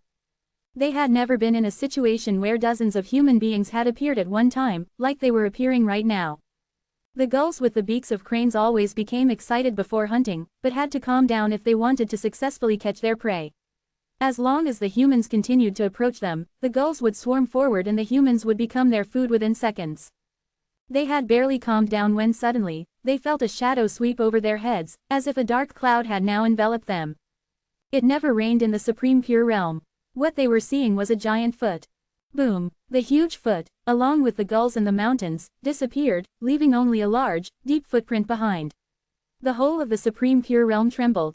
The monkey spirit king strode forward. The other shore creatures retreated in fright at the sight of this enormous creature. Even the hatred-level treacherous beings meant disaster for the Supreme Pure realm. Just how powerful was an existence like the monkey spirit king? Once Zen and the human heroes had emerged from the cave, they climbed onto the back of the Wing King. The Wing King flapped his wings and followed closely behind the monkey spirit king, like a green leaf floating in the air. Once the Wing King entered the Night View Island, the primeval Lord of Heaven also asked for a blood-controlling method for the Wing King. As a result, the Wing King's control over speed and space had increased greatly. The myriad pagoda mountains were not far from the cave. About 4 hours later, the monkey spirit king stopped before the myriad pagoda mountains. How to open the entrance to the Jade Pure realm? The monkey spirit king asked, directing the question to no one in particular. The monkey masters, including Manuel, were standing on the monkey spirit king's shoulders, directing him on how to open the entrance to the Jade Pure realm. Look at the third row from the left. Bring down the 120th pagoda mountain in this row. And then the pagoda mountain in the 66th row on the upper right. The first row, the myriad pagoda mountains were like a chessboard to the monkey spirit king. With Manuel's help, the monkey spirit king strolled among the pagoda mountains and pushed these marked mountains to the ground. When the monkey spirit king had brought down about 14 pagoda mountains, the ground began to shake, followed by the violent clicking sound of what seemed to be a mechanical device. Click, click, click, click. All the mechanical devices under the ground clicked into place, activating a magic array in the process. A blue circle of light suddenly appeared at the center of the myriad pagoda mountains, expanding quickly into a space channel. This is the passage to the Jade Pure realm, the primeval Lord of Heaven said, excitement thrumming through his voice. The human heroes had, in the past, paid a huge price to find this passage, but had eventually failed. In fact, there are several passages leading to the Jade Pure realm. All of them are in different directions. The passage that the monkey spirit king has opened is the largest one, said the Grand Supreme Elderly Lord. The Grand Supreme Elderly Lord's only remnant soul had also followed them this time. I'll go in first. You guys follow me, the monkey spirit king said, turning around to face the rest. He then leapt gently, the monkey masters on his shoulders, and was sucked into the passage the moment he touched it. Once the monkey masters had entered the passage, the Wing King unfurled his wings and flew towards it. Whoosh! The space channel was completely dark. It was more like a motionless space than a passageway. Everyone remained there, as if locked up in a dark world. They waited for a few minutes before the dark world suddenly lit up and a new world appeared before them. Chapter 3772, Caught Off Guard. Every stage on the other shore exerted great pressure on those who entered. Most warriors would suffer serious discomfort when they reached a higher stage. Even Zen felt the pressure quite vividly when he came to a new stage. But after being in the stage for a long time, he would get used to the pressure and no longer felt it. Zen had imagined the pressure here would be unbearable, considering it was the core area of the highest stage of the other shore. But when he arrived, he was surprised to find he did not feel anything. What he saw before him was a vast, rolling grassland and a small lake in the distance. A breeze blew past and the water shimmered. This didn't seem like the other shore but more like an ordinary world. Soon though, Zen discovered that something was not quite right. The primeval Lord of Heaven, the real Fuxi and the others beside him all became stiff, as if someone had cast a spell on them. The Monkey Spirit King and the Monkey Masters not far away were dead still too. Primeval Lord of Heaven, Master Fuxi, what's going on? Zen's face was flushed with astonishment and concern. It was impossible to freeze everyone, including the Monkey Masters and the Monkey Spirit King, by any sort of spatial means, no matter how powerful it was. Crack, crack, crack. Just then, black cracks began splitting in the distance, extending towards Zen from afar, crawling along like numerous reptiles and swallowing everything in their way. The lake and the grassland disappeared rapidly, in a seemingly impossible engulfment of the environment. Be mindful, Zen, this is the space-devouring technique. The voice of the Grand Supreme Elderly Lord rang out in Zen's mind. The space-devouring technique has trapped them all? Asked Zen disbelieving. No, it's you who have been trapped, revealed the Grand Supreme Elderly Lord. What you see are all illusions, and the space-devouring technique will tear you and these illusions to pieces. Crack, crack, crack, the black cracks surged closer and closer and had soon spread to the human heroes. It was just as the Grand Supreme Elderly Lord had said, the Monkey Spirit King, the Monkey Masters and the human heroes were in fact not real. The ground beneath them was eroded to pieces by the black cracks and disappeared before Zen's eyes. The others might have been illusions, but Zen himself was real. Seeing what was coming for him, he realized he had no way to escape. Crack, crack, when the first black crack reached him, he felt an intensely powerful tearing force pulling at his body. Crack, crack, Zen's body was much stronger now with the help of the ancestry-level bloodline. His body was as hard as rock in the face of the space-devouring technique, only the edge being slightly warped. The black crack then lost its power for moving on. Crack, crack, crack, then came more and more cracks. Hundreds of them surrounded and tore at Zen. The space-devouring technique is not as terrifying as I imagined, Zen muttered. This revelation rendered the Grand Supreme Elderly Lord speechless. The strengthening he had undergone was really quite extraordinary. It's because your body is now too strong, he said. The attack lasted a full 5 minutes before the cracks faded away and the surrounding space gradually grew brighter. However, what Zen saw before him had him astonished. Not far off, Zhurong had turned into a human-shaped flame. It was then divided into hundreds of pieces. When a large portion of it was extinguished, another was ignited. But Zen could feel that it was clearly weakened bit by bit. The body of the real snake goddess had also completely disappeared, turning into a shadow being sliced constantly. The real Fuxi, Gonggong, Eastern Emperor Tai and the others were all using their own methods to fight. Were they also hit by the space-devouring technique? Asked Zen. Yes, replied the Grand Supreme Elderly Lord with a nod. The strength of the human heroes differed. After the snake goddess, Gonggong and Zhurong cultivated the blood-controlling method, they had activated their bloodlines and pushed them to the limit, turning them into entities of energy which allowed them to resist the black cracks. However, not all the bloodlines could turn into entities of energy. On the other side, the body of the real Emperor Charm flickered with a blue light. He danced in the air like a feather, dodging the cracks. But they were relentless and would not let him go. No matter how ingenious Emperor Charm's space theurgy was, eventually he was cornered and desperate. Puff, puff, puff, terrifying cracks crawled across his body and blood gushed out of them. Emperor Charm. Zen took a step forward and was at Emperor Charm's side in a flash. Buzz. An emerald green life energy emerged from Zen's primitive land. This was the ability of the ancestry-level bloodline. Regardless of the seriousness of the injury, it could be healed. But when the life energy gushed out, it had brushed past Emperor Charm. How is this possible? Zen was aghast. He is not here, answered the ancestry-level bloodline. Theoretically, once the space-devouring technique had covered this area, everyone was isolated. Then find him. Even though the space-devouring technique was very powerful, it was a theurgy of the 4th grade world. It was impossible for it to leave the space-time quadrant of the ancestry-level bloodline. Before he could finish his words, Emperor Charm appeared to have reached his limit and hundreds of cracks began appearing across his body all at once. Puff. In the next instant, his body was torn to pieces, splashing blood in all directions. Emperor Charm. Zen cried out in anguish. Puff, puff, puff. More blood mists exploded nearby and more human heroes died. The space-devouring technique had been activated unconsciously, quickly taking lives ruthlessly. Alas, the Grand Supreme Elderly Lord sighed in Zen's mind. The monkey masters on the other side were faring much better than the human heroes. As treacherous beings, they were capable of withstanding this onslaught. Although the space-devouring technique had cut them to pieces as well, they could be restored in the blink of an eye. Meanwhile, the monkey spirit king stood motionless, his eyes focused dead ahead. No one knew what he was looking at. A few moments later, the awful scene of misery finally came to an end.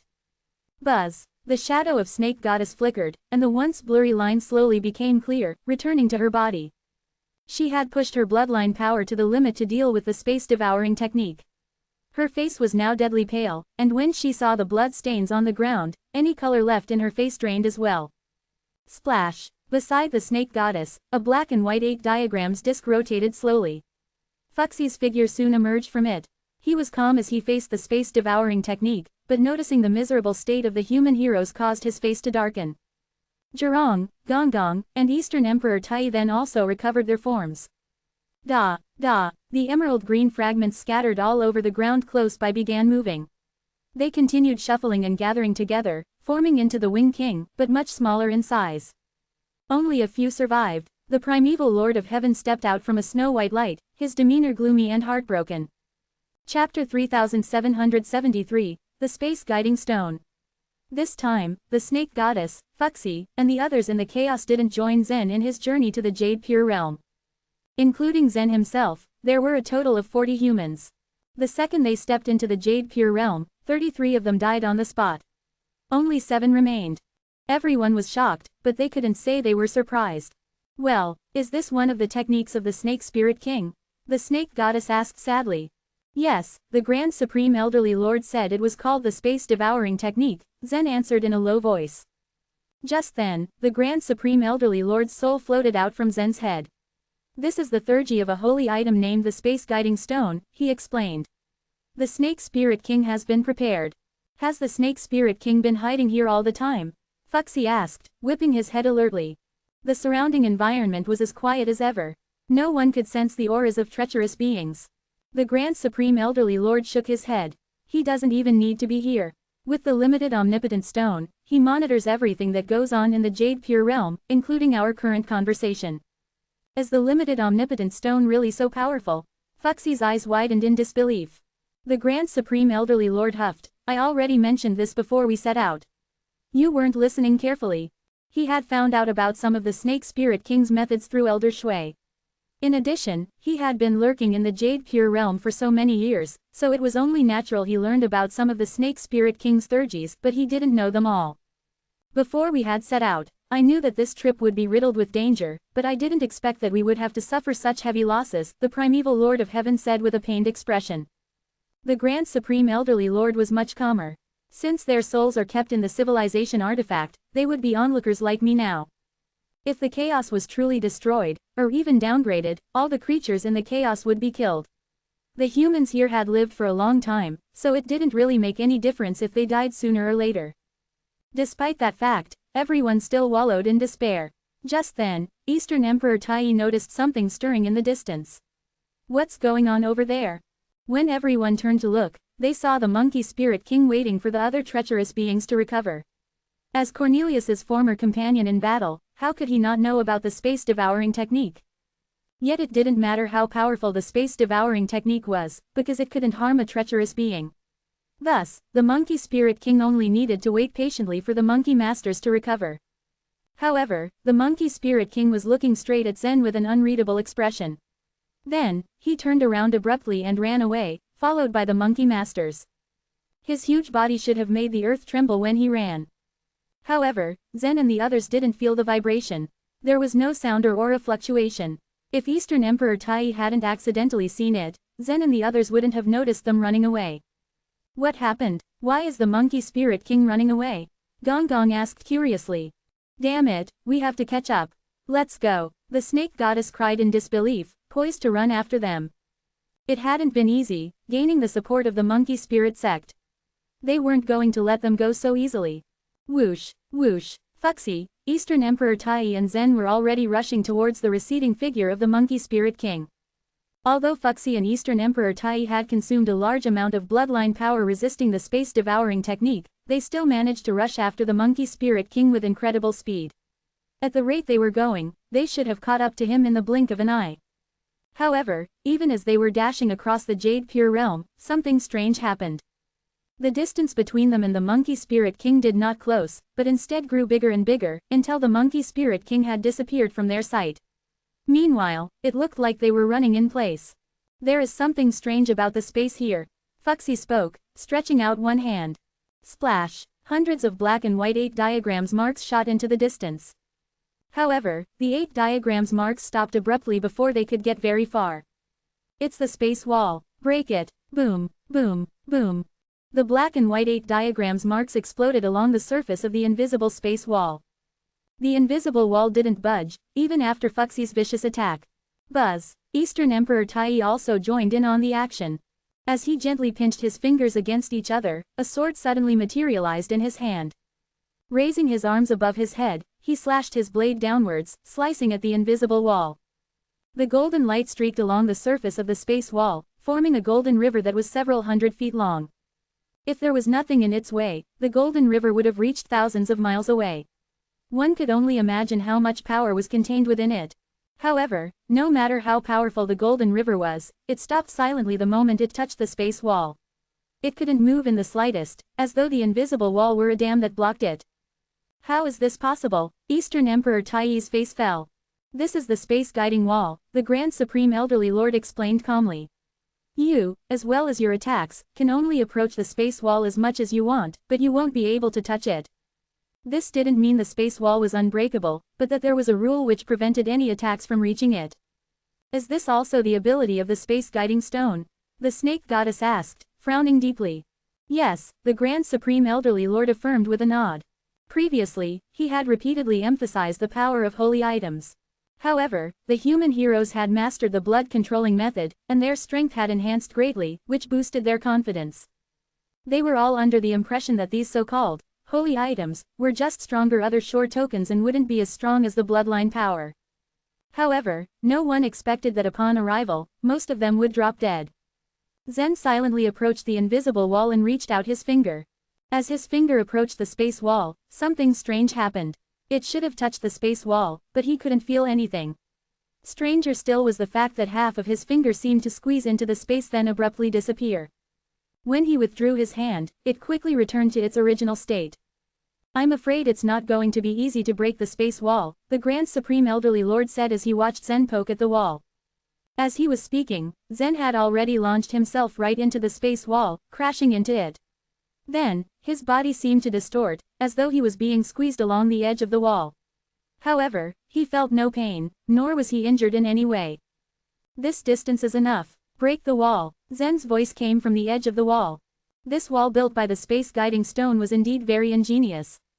Zen found that it had used most of the power in the space-time quadrant, but as the owner of the ancestry-level bloodline, he could still easily find a method to get around it.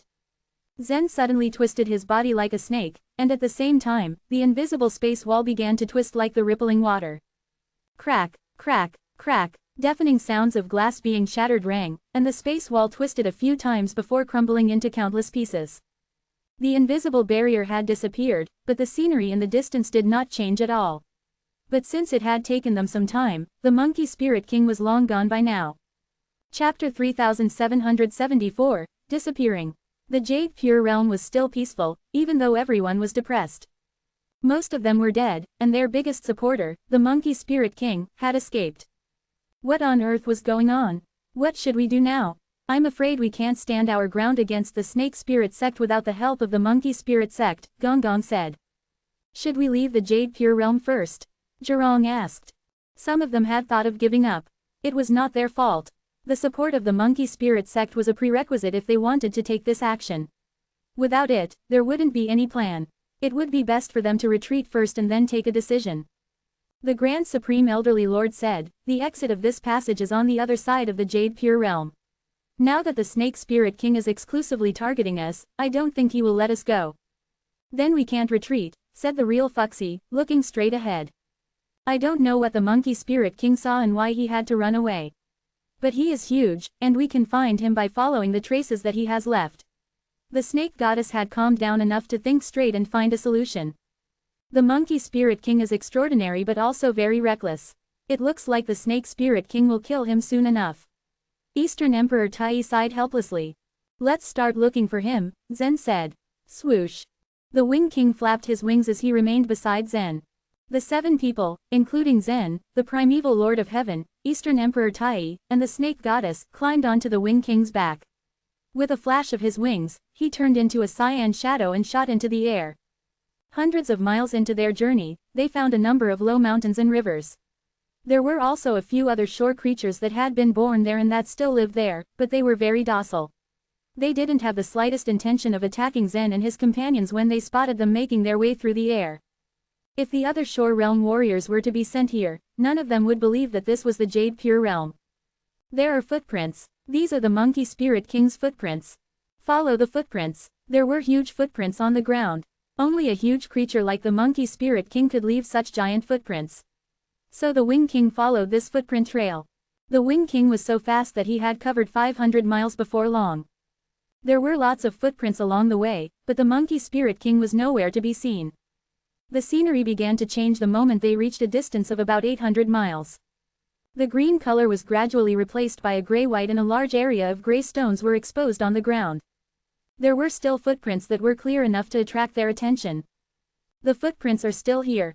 We are probably headed in the right direction, the primeval Lord of Heaven said, confused. How is the Monkey Spirit King running so fast? The Snake Goddess frowned. She had a premonition that something was terribly wrong. The Grand Supreme Elderly Lord said, the Space Guiding Stone can create a lot of illusions. It could have deceived the Monkey Spirit King, and it could probably also have made these footprints to deceive us. Let's go and have a look, Zen said to the Wing King. The Wing King understood what Zen meant. He flew forward and came to a stop beside a huge footprint.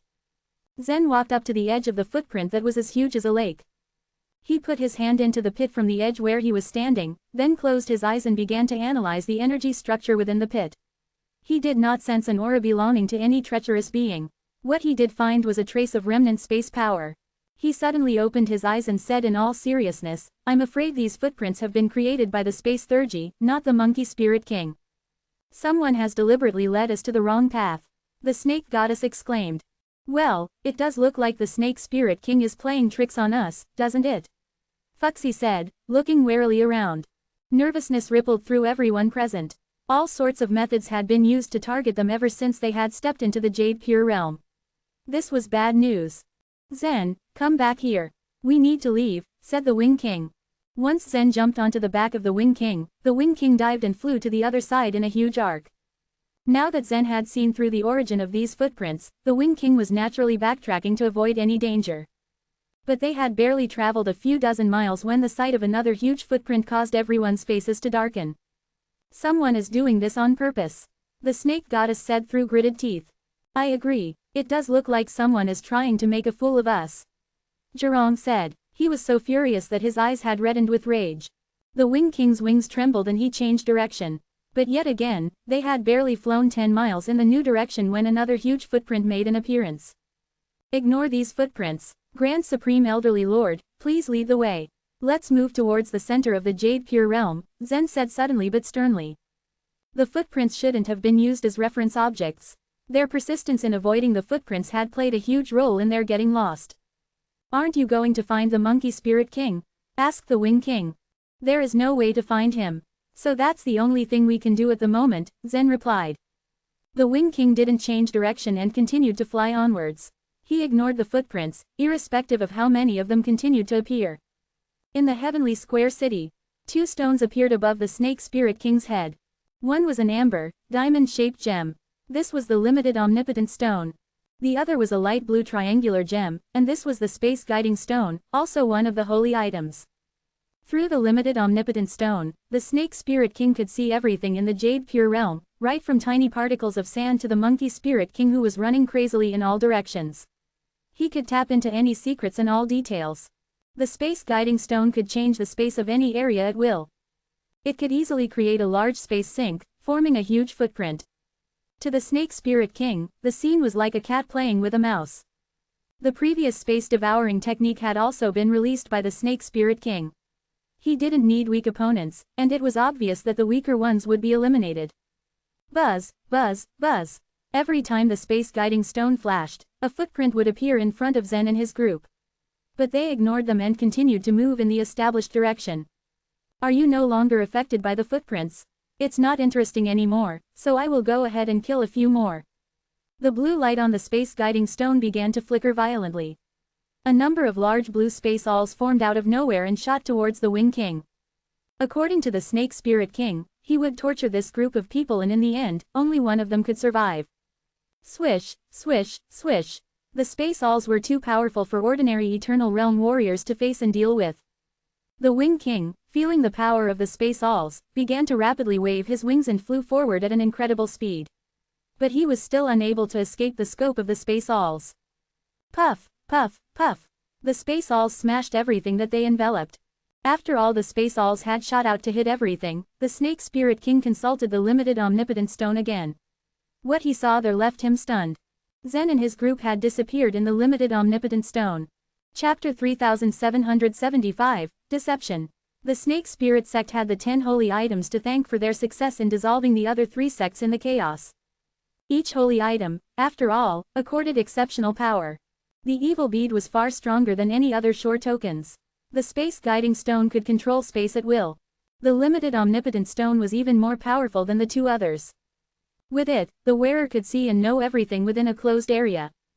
The limited omnipotent stone was useless in the main world, but it could be used in the chaos and on the other shore. Only a few things could avoid the detection of the limited omnipotent stone. The bubble was one of them. However, the Snake Spirit sect had already destroyed the bubble of the Grand Supreme Elderly Lord. It would never reappear in the Jade Pure Realm again. Even if the Grand Supreme Elderly Lord tried to reactivate the bubble, the Snake Spirit King would now be able to detect it. The limited omnipotent stone would allow him to see all, including the process of reactivating the bubble. That was why Dale could not shake off the Snake Spirit King, who had been able to track his return to the bubble last time. Presently, however, the Snake Spirit King was chafing at the disappearance of Zen and his companions. He was able to be an observer before, but he realized now that was no longer the case. He cursed under his breath. Crack, clang, boom. The Snake Spirit King unleashed the space guiding stone's power again. The ground sank where Zen and the others disappeared. The effect began to spread as the space in the area was squeezed.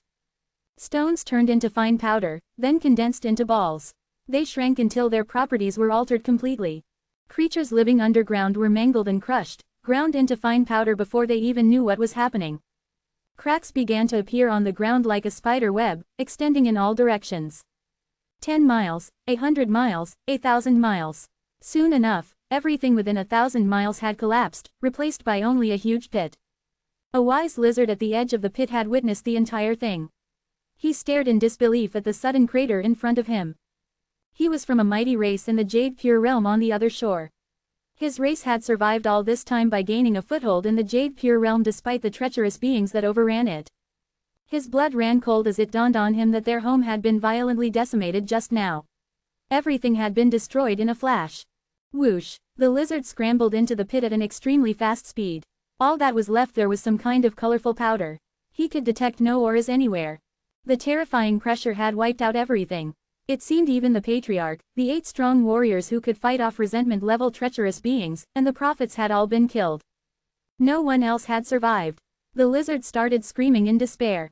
Suddenly, several people materialized in front of him, glowing from the silver powder coating their bodies. The lizard fell silent, numb with shock. Who are these people? Where did they come from? The lizard thought to himself, utterly bewildered. The man at the lead of the group walked toward him. The man had a smile on his face, but the lizard couldn't help but take a few steps back in apprehension. Can you see me now? Zen asked. What are you talking about? The lizard, who knew the human language, sputtered out. Mysteries are more interesting, so we think it best to disappear, Zen simply continued. What? The lizard was absolutely confused. Zen bent forward and waved right in front of the lizard's eyes. As he did, he and the others slowly disappeared from the flabbergasted lizard's sight. And so too, from the Snake Spirit King's spying. The limited omnipotent stone had been allowing him to see everything just now through the lizard's eyes. Zen had actually been speaking to the Snake Spirit King.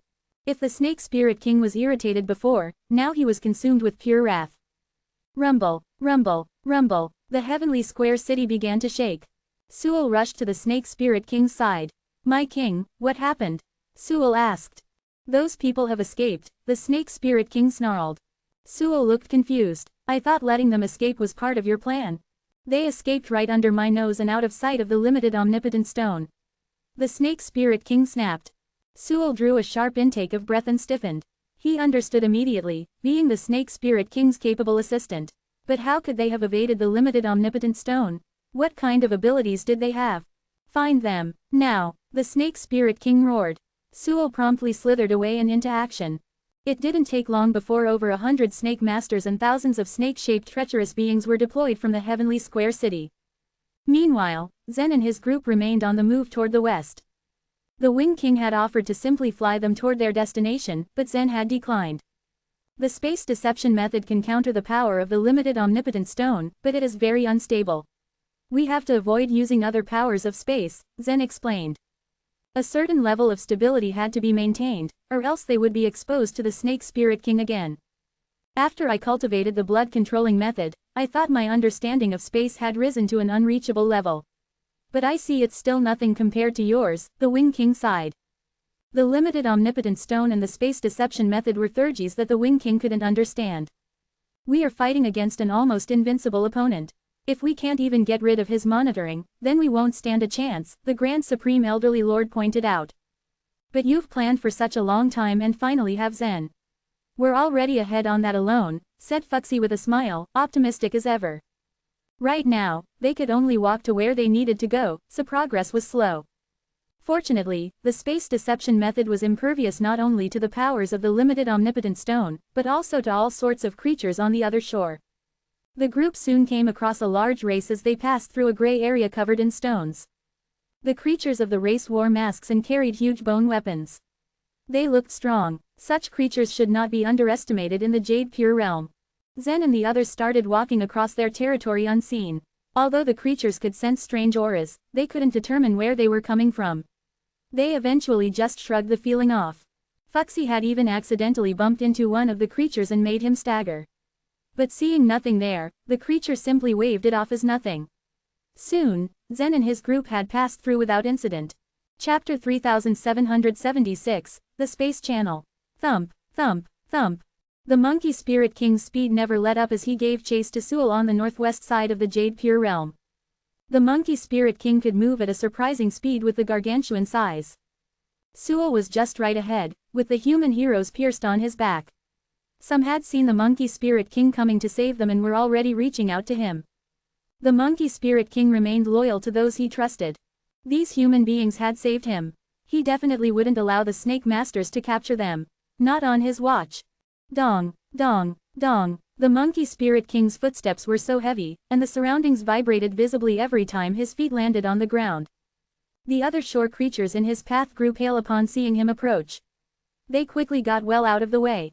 They wondered where this terrifying treacherous being came from. They had never heard of such a treacherous being before. My king, just leap forward and get as close as you can. I'll do the rest, Manuel, standing on the Monkey Spirit King's shoulder, uttered. The Monkey Spirit King had been chasing Sewell for a while now, to no avail. He was starting to feel frustrated. He could have easily killed Sewell before with just one hand. He could have even beaten Cornelius in a fight. He took a few steps and leapt forward. This jump drew an arc reaching hundreds of thousands of feet high. Manuel launched himself onward while the Monkey Spirit King was in the air. Boosted by the Monkey Spirit King's speed, Manuel now flew toward Sewell like an arrow. Manuel still bore a grudge against Sewell for breaking into the Night View Island and trying to steal away the Monkey Spirit King. There had been a huge gap between their strengths in the past. Manuel had been staying in the Night View Island for so many years and knew nothing about the outside, so Sewell easily tricked him. Manuel was raring for some payback. Swoosh! A bone stick appeared in Manuel's hand. He spun it like a windmill and swung it at Sewell. But Sewell suddenly picked up speed, to Manuel's surprise. Just moments later, Sewell was out of his reach again. How was this possible? Sewell should have reached his limit by now, having been chased for so long. How could he not be exhausted? Had he been just baiting them all this time? Perhaps he had other intentions. No matter what it was, Manuel wasn't going to give up that easily. Go to hell, Buzz. The bone stick in his hand began to glow. Swish. Something strange happened before the weapon could smash down on Sewell. The weapon was infinitely compressed. A space wall. Surprise flashed in Manuel's eyes. Then he smirked. This cross-shaped bone stick was considered a supreme treasure in the human spirit sect. It was made from the thigh bones of the space ghost after it had been killed in the main world. Orlando had asked Kincaid for it and had eventually given it to Manuel. The cross-shaped bone stick was used to draw energy from the holy pillar of the monkey spirit sect when Manuel used it, but even without that connection between the stick and the holy pillar now, it still had the talent of the space ghost. It could shatter all space. Crack. The compressed cross-shaped bone stick spun and broke through the space wall. Manuel's smirk grew wider. As he moved to retrieve the bone stick and continue chasing Sewell, he looked up ahead and froze. Dong, dong, dong. The monkey spirit king ran over from behind. He picked Manuel up and raised him up on his palm. Why are you stopping? Let's go. They're gone, Manuel said. He pointed ahead. What? The monkey spirit king stopped in his tracks. Sewell and the human heroes on his back disappeared from view as soon as the space wall was broken. I'm afraid it was all just an illusion created by the space, Hagar lamented. No wonder our king couldn't catch up with him no matter how fast he got.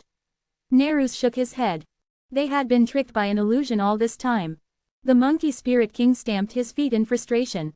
Boom. Cornelius, come out. The impact his feet made exerted such immense force on the ground, and a large number of cracks appeared. The monkey spirit king was alert and sensitive most of the time, but when he was angry, he just wanted to tear Cornelius into pieces. Manuel and Tirog couldn't even dare try to appease him now. They just stood on his shoulder in silence. The power of space suddenly began to gather in front of the monkey spirit king. The soil and stones on the ground were lifted in the air bit by the space force until they formed a huge snake shape. The snake spirit king's voice suddenly rang out. How much do you hate me, Orlando? I'm going to tear you apart, the monkey spirit king snarled. The snake spirit king sighed and took on an earnest tone. Your monkey spirit sect will also benefit if my plan succeeds, you know. I will help you develop the monkey spirit sect, making it prosperous and powerful again. Boom. The monkey spirit king threw a heavy punch. It smashed through the huge snake formed by the soil and stones. The impact created a deep crater on the ground. You can't fool me twice, the monkey spirit king spat out. With a sinister sound, the stones and soil rose up in the air again and turned into the shape of the snake spirit king. Come to the heavenly square city, if you want to beat me so badly. As he said this, the space power formed a huge whirlpool emitting a blue light. It was a space channel. The monkey spirit king looked at the space channel, severely tempted by it. My king, be careful. This may be another trick, Manuel cautioned urgently, trying to stop him. The other monkey masters, such as Tirog, Hagar and Nerus, likewise glared at the channel with suspicion. Cornelius had caused so much trouble to the monkey spirit sect, so they were convinced this space channel was nothing but a trap. The monkey spirit king hesitated. He was confident in his unparalleled strength, but he knew he was far inferior to Cornelius in intelligence. That was why he had chosen to cooperate with Zen and the other human beings. He just hadn't expected that the Snake Spirit King would be able to separate them upon their arrival at the Jade Pure Realm. The Monkey Spirit King chose to be clear-headed and rational this time. He refused to step into the channel. However, visions suddenly appeared at the center of the space channel. They were the images of the monkey spirits in the heavenly square city not so long ago. It's Alston. Alston is still alive. Why are there so many monkey spirits in the heavenly square city? The strength of Alston was a bit inferior to that of Hagar, and he was once ranked 4th in the monkey spirit sect. He was a good friend to Manuel and Tirog. But the next vision showed that the monkey spirits were executed, and that their coordinates were destroyed along with them. No, Manuel roared. The monkey spirit king rushed toward the space channel without any hesitation at this moment. Chapter 3777, The Altar. Entering the space channel was risky since nobody knew where it led to. Creatures from other races would have known that it was a trap and calmed down almost immediately. But the members of the monkey spirit sect were impulsive. Manuel, Hagar, and the other monkey masters let anger get the best of them.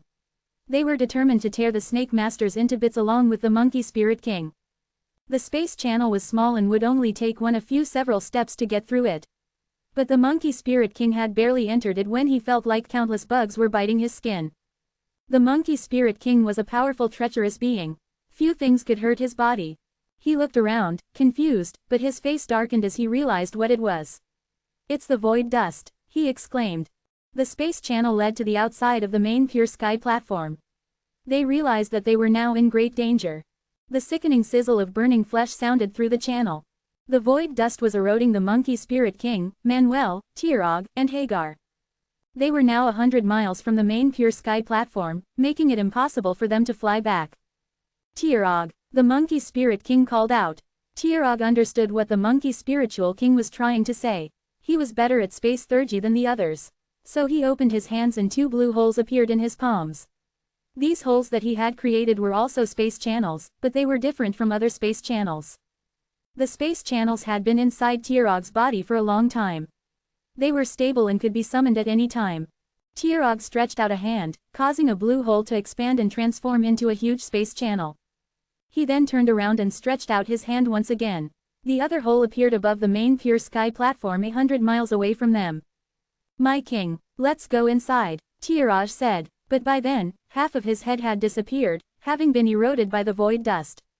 The monkey spirit king endured the sharp pain as he dashed towards the hole alongside the monkey masters. But the closer he got to it, the farther backwards the hole moved from him. The monkey spirit king stared at Tirog and said, "What's this?" Tirog could not speak, for half his head was gone. Out of options, he replied through his consciousness, "I lost control over the holes." "How can this be?" the monkey spirit king said, but he didn't give up. He moved forward, but the hole retreated again, as if it was playing a game with him. "Cornelius, it is you!" the monkey spirit king roared. But even his voice could not reach where he wanted it to. The snake spirit king had filled the space channel with the void dust that eroded even sound waves. The flesh continued to burn and sizzle. The void dust devoured Manuel, Tirog, and Hagar. The monkey spirit king was the last to dissipate in the void dust. The snake spirit king, who was in the heavenly square city, smiled. "Orlando, I can't believe you are still that stupid," he said. When he had taken out the space channel a moment ago, he hadn't expected the monkey spirit king to enter it. He had done that just to provoke the monkey spirit king. But since the monkey spirit king had voluntarily entered it, he thought there was no need to show him any mercy. Did the monkey spirit king really fall into the trap? Sewell asked. "He has already been devoured by the void dust," the snake spirit king replied. "Do you know where their coordinates are?" Sewell asked again. The snake spirit king shook his head. "One thing is for sure. Their coordinates are not in the Jade Pure realm," he said. The coordinates usually produce energy fluctuations and one should perceive these fluctuations with the help of the limited omnipotent stone. But the snake spirit king isn't able to detect them, which means that their coordinates are not in the Jade Pure realm. "I guess they are in the Night View Island," Sewell pondered. "I think their coordinates are in the Night View Island," Sewell said out loud. The snake spirit king shook his head as he said, "What if they are in the hands of those humans?" The humans. It was bad news that Zen and his group had suddenly disappeared. What was worse, the snake spirit king didn't know how they had vanished into thin air, without any trace. If they were capable of avoiding the limited omnipotent stone, then even the snake spirit king couldn't locate the monkey spirit king's coordinates. All the snake spirit king's efforts to take out the monkey spirit king would be in vain. "Keep looking for them," the snake spirit king ordered. He was filled with regret from within. "If I had seen this coming, I would have broken into the Night View Island. That would have been better than this, even though it might make it difficult to open the door," the snake spirit king mused. Once Sewell took his leave, the black light reappeared before the snake spirit king. "You can't even handle the creatures in the chaos. You are such a disappointment." The black light berated the snake spirit king. "Was there a flaw in my actions?" the snake spirit king asked. The black light paused and replied, "No. Don't underestimate them. Now that we want to use them, we will need to foresee any future risks," the snake spirit king said. The Jade Pure realm was much bigger than the Supreme Pure realm and the Grand Pure realm. Its terrain was much more complicated. Once Zen and the others had passed through the other shore race, they crossed several stone mountains. And then, a quagmire came into their view. This quagmire was 5,000 miles wide and was called the Quagmire of Ignorance. "We are going that way." The Grand Supreme Elderly Lord led Zen and his companions to run across the quagmire. Whoosh, whoosh, whoosh, a number of fish with spidery legs emerged from the quagmire. Being unable to perceive the presence of Zen and his companions, they ran into them. Zen and his companions effectively dodged these creatures, but Fuxi trampled them into a pulp. Fuxi, be careful, the primeval Lord of Heaven advised him. What's wrong? Are you afraid of alerting the Snake Spirit King? Fuxi cast an angry stare towards the primeval Lord of Heaven. I think it would be better for us to be careful, the Snake Goddess said. If we kill too many creatures on the other shore, it might alert the Snake Spirit King to our presence. Fuxi realized that what the Snake Goddess said made sense. He became more careful and tried to avoid the creatures on their way.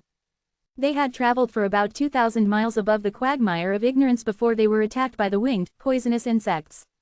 The insects seemed to have an extraordinary sensibility because even though the space deception method had caused the group to become invisible, the insects had still detected them. The horde of winged poisonous insects were fast, closely following the group. The moment Zhirong noticed that they were getting closer, he used the fire lotus and burned them to ashes. Half a day's journey later, they finally crossed the quagmire of ignorance. They then spotted 3 towering mountains, an altar standing among them. It was just a 3-storied altar, but it was only slightly shorter than the mountains that surrounded it. Is that the altar we are looking for? Zen asked. The Grand Supreme Elderly Lord nodded in confirmation. His eyes were excited, but also held a hint of sadness. It has been years since I left this place and it's only now that I am finally going to uncover its secret. There is just a soul left in me, but I am still glad, the Grand Supreme Elderly Lord thought, thrilled to return. Chapter 3778. The door opened. This altar was huge and exquisite looking. The outermost circle was paved with a layer of white jade. It was so white and pale that it looked like it was swimming in a layer of milk. The outer wall was inlaid with a layer of cyan gray stone bricks, the surfaces of which were engraved with multiple Sanskrit words. The Grand Supreme Elderly Lord had deciphered many of these Sanskrit words that recorded the glorious deeds of the Four Spirits sect. On getting close to the wall, Zen activated the core of the Heavenly Obsession civilization and tried to decipher a few Sanskrit words. The information he learned was on the lines of what the Grand Supreme Elderly Lord had told him. It mainly pertained to the origin of the Four Spirits sect. This altar had originally been built by Campbell and his fellows, so the fact that the Sanskrit words were here wasn't completely out of the ordinary. They walked along the length of the altar for a distance before they spotted a staircase that led to the top floor. The Grand Supreme Elderly Lord turned to look at the altar a few times, a strange expression on his face. As far as I know, the Snake Spirit King attaches great importance to this place. He usually sends treacherous beings to guard it. But why is there no treacherous being guarding the altar today? Zen looked around but shrugged and shook his head. I don't know. Let's go up there first. Zen led the way as the group made their way up the stairs. The huge altar itself wasn't anything magical. It only had 1,000 stairs, and Zen and his companions could climb these in a matter of seconds. A smooth plane sat at the top of the altar, at the center of which was a square opening. Beside this were steps that extended into the altar. Grand Supreme Elderly Lord, I'm confused, said Zen. What is it? The Grand Supreme Elderly Lord asked. Does the Snake Spirit King want something in the altar? Zen asked. The Grand Supreme Elderly Lord thought for a moment before nodding and saying, I think he is eager to enter the altar. According to the Grand Supreme Elderly Lord, it was very likely that Kincaid was locked in the altar.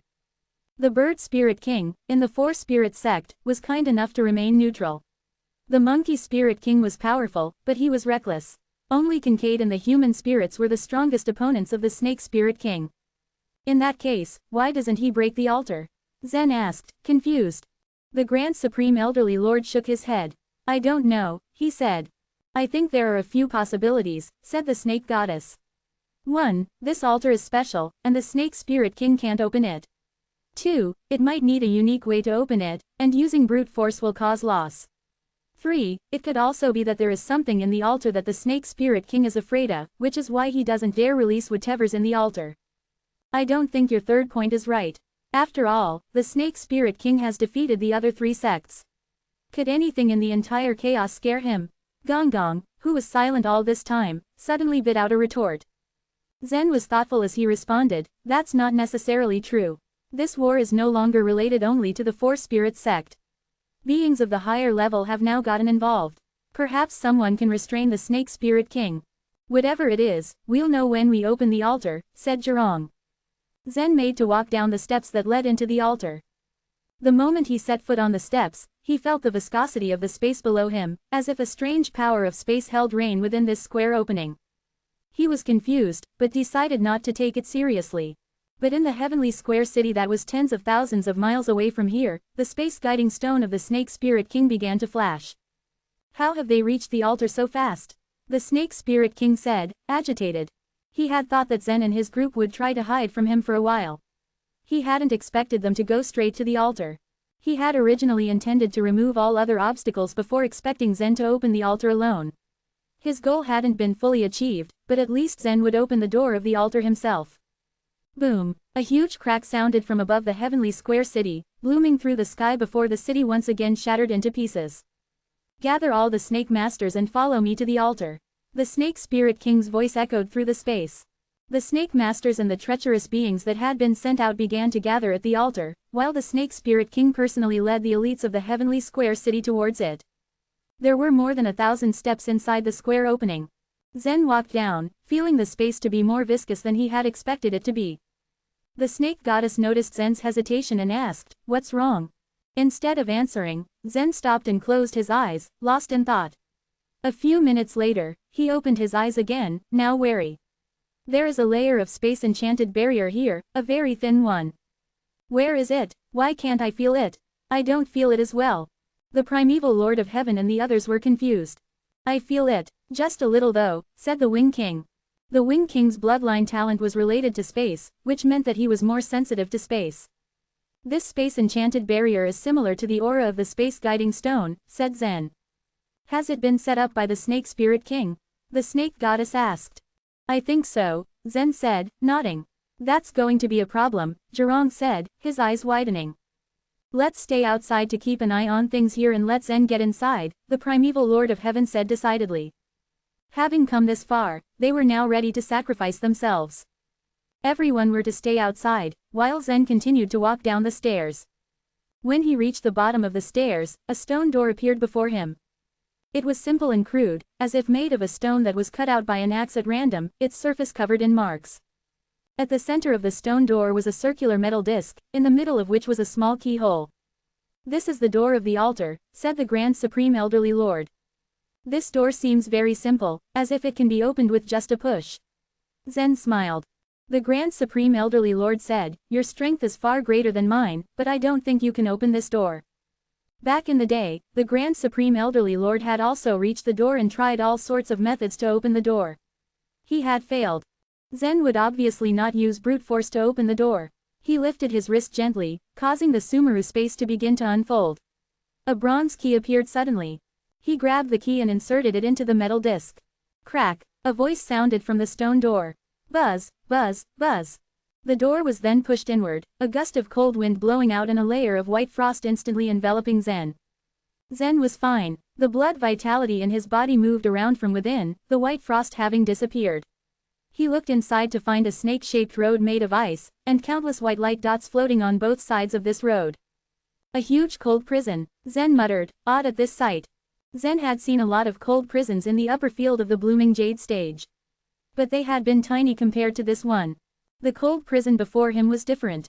Apart from the ice path in the middle, everything else was a part of it. If one didn't look carefully at the dots of light, they would think that they were snowflakes dancing in the air. They couldn't be more wrong. Chapter 3779, The Human Spirits. The Grand Supreme Elderly Lord, floating above Zen, stared blankly at the countless dots of light in front of them. Are all these the creatures of the main world locked in this cold prison? Asked the Grand Supreme Elderly Lord. All he knew about the cold prison, and little else, was that it was the most frigid place there was. That's right, Zen replied with a nod. Can you see their original appearances? The Grand Supreme Elderly Lord asked again. Yes, and so can you, Zen said with a smile.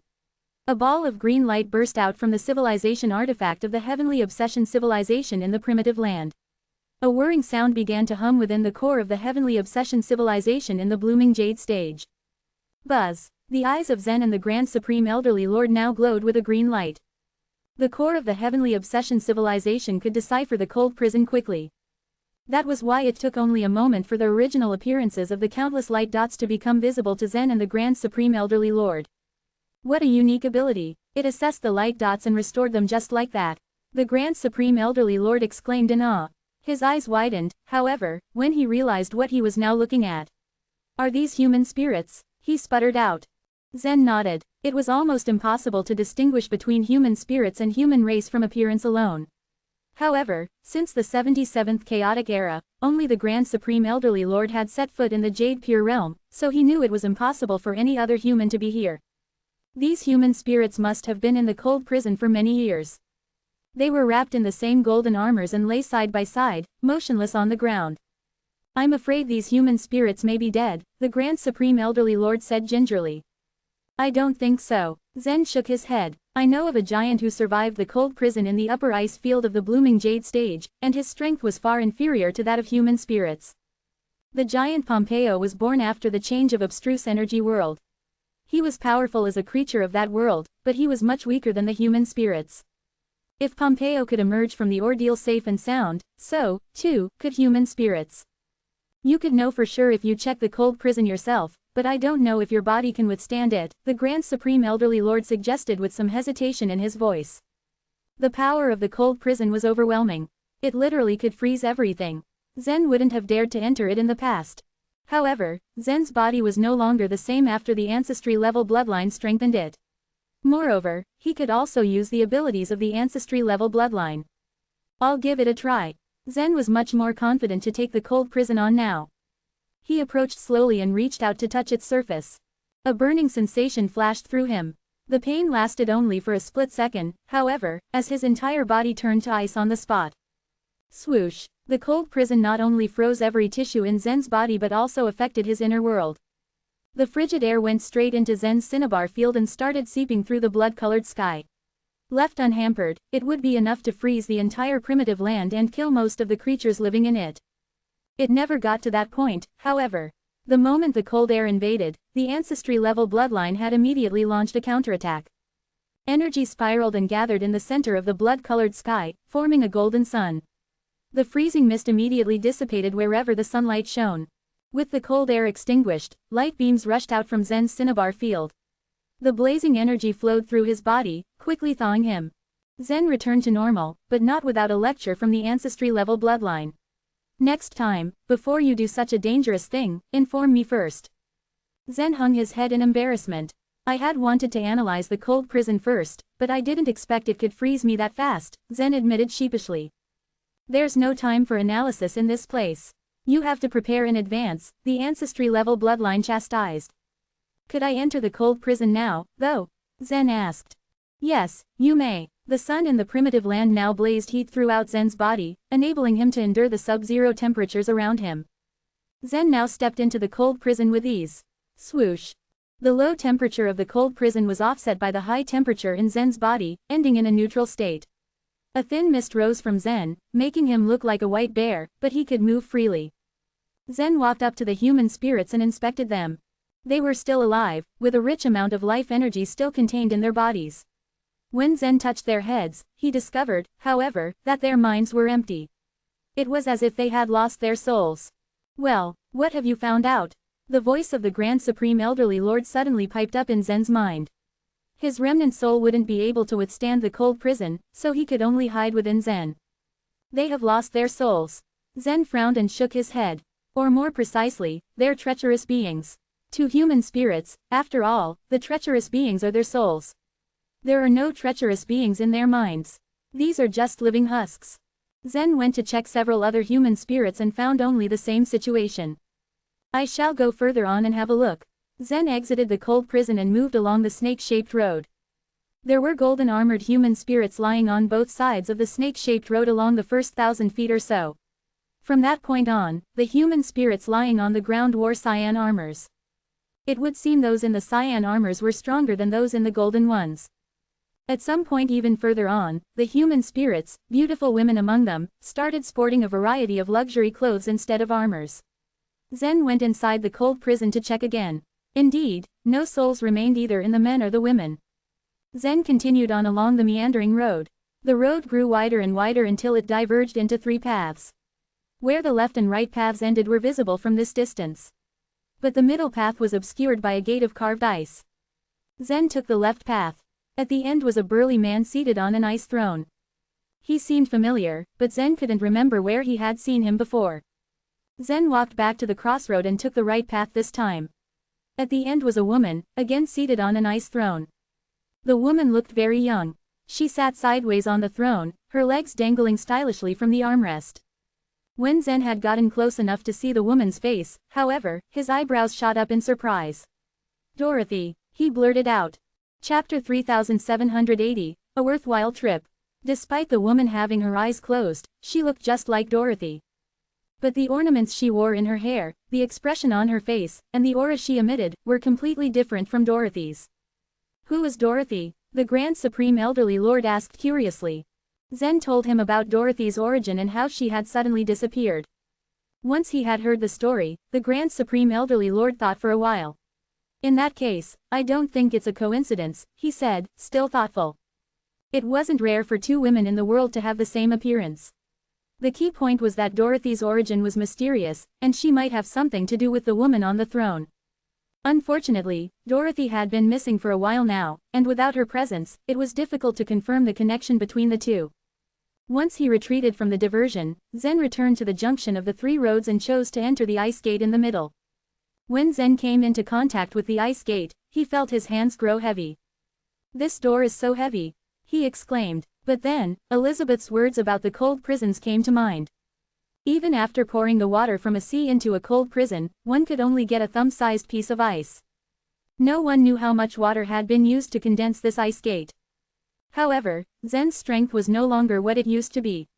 He had barely put his hands on the gate, when the power of his arms suddenly burst out. A powerful aura surged around Zen's body, the shock waves of which were destructive. They left whip-like marks on the ground surrounding him. "Open!" Boom, boom, boom. The ice gate scraped the ground before a fist-sized crack appeared on it. Zen was about to increase his strength to push the door, when a hand reached out from the crack and pressed to the side of the ice gate. The door swung open slowly. A hunchbacked old man appeared in the doorway. He had one eye, and his lifeless-looking skin was deathly gray. Zen instinctively took 2 steps backwards. On one hand, he was surprised that there was a living person inside. On the other hand, the old man had opened the gate so effortlessly, which indicated his great strength. The old man then glanced at Zen, turned around to go back inside. "Sir," Zen shouted before the old man could disappear. The old man turned a deaf ear to him. Behind the ice gate was an open, circular ice hall, within which were many bodies scattered everywhere on the ground. These bodies looked to be the same as the bodies of the human spirits he had seen outside. They were not dead, but all of them had lost their souls. The old man picked up a body from the ground, placed it on an ice platform in the middle of the hall, and began to carefully clean it. The body seemed to have been there for a long time, and was covered in a layer of brown dust. The old man cleaned up the dust on the body with a duster, little by little. He then put the body back on the ground before picking another body and placing it on the platform. "Sir, why do you clean them?" Zen asked, looking around him. The old man didn't answer this question either. He just continued to work mechanically. "Zen, why not check if this old man has a soul?" the Grand Supreme Elderly Lord suggested. "Wouldn't it be impolite?" Zen said, hesitant, but on second thought, he knew what the Grand Supreme Elderly Lord meant. He reached out a hand and pressed it against the old man's forehead. The old man didn't resist or get angry. The moment Zen pressed a hand to the old man's forehead, he felt the immensely strong aura of a treacherous being. Zen became uncomfortable, completely overwhelmed by this unpleasant feeling. "He has a soul," he said, looking warily at the old man. He hesitated before saying, "No. This is a treacherous being that hasn't awakened yet. It is indeed a friendly type of treacherous being," the Grand Supreme Elderly Lord exclaimed, having been right in his conjecture. Many treacherous beings had obsessions that they always acted upon before they could meet the requirements that would allow them to awaken. Some treacherous beings of the friendly type were not vicious. They merely repeated doing one task at all times. This old man was obviously one such treacherous being. As long as Zen didn't stop him from cleaning up the bodies, the old man wouldn't attack him. He cleaned up the bodies one after another and then placed them in order. Presumably, the human spirits that lined up outside in order were the old man's doing. "He can't respond to us since he is not awakened," Zen said, dejected. It was not easy to wake a treacherous being. Campbell had once possessed Zen and taken him all the way from the winding road to the pure sky platform. That was when Campbell had finally woken up. It would be unrealistic to expect the old man to wake up in such a short time. All Zen could do was look for other clues. Zen passed through the scattered bodies before arriving at the innermost layer of the ice palace. A door stood here as well. The moment Zen approached the door, the old man suddenly turned around and began to sing a rhythmic song. "He's speaking," Zen exclaimed, whirling around to face the old man. The old man tilted his head as he looked at Zen, and continued to say something. Zen quickly activated the core of the heavenly obsession civilization, which then began to decipher the Sanskrit words the old man was speaking. A short while later, the core of heavenly obsession civilization passed the translation to Zen. "That's the master's room, you can't go there, it's very dangerous and you will face the anger of the master." The old man repeated this sentence over and over again. It was more like a hint from a machine rather than words being said through logical thinking. Zen asked tentatively, "Who is your master?" The group in his inner world began to work and help Zen pass on the message through a song. "It's our king, Master Kincaid," the old man said, his voice still numb and sing-song. At these words, Zen's and the Grand Supreme Elderly Lord's hearts began to race.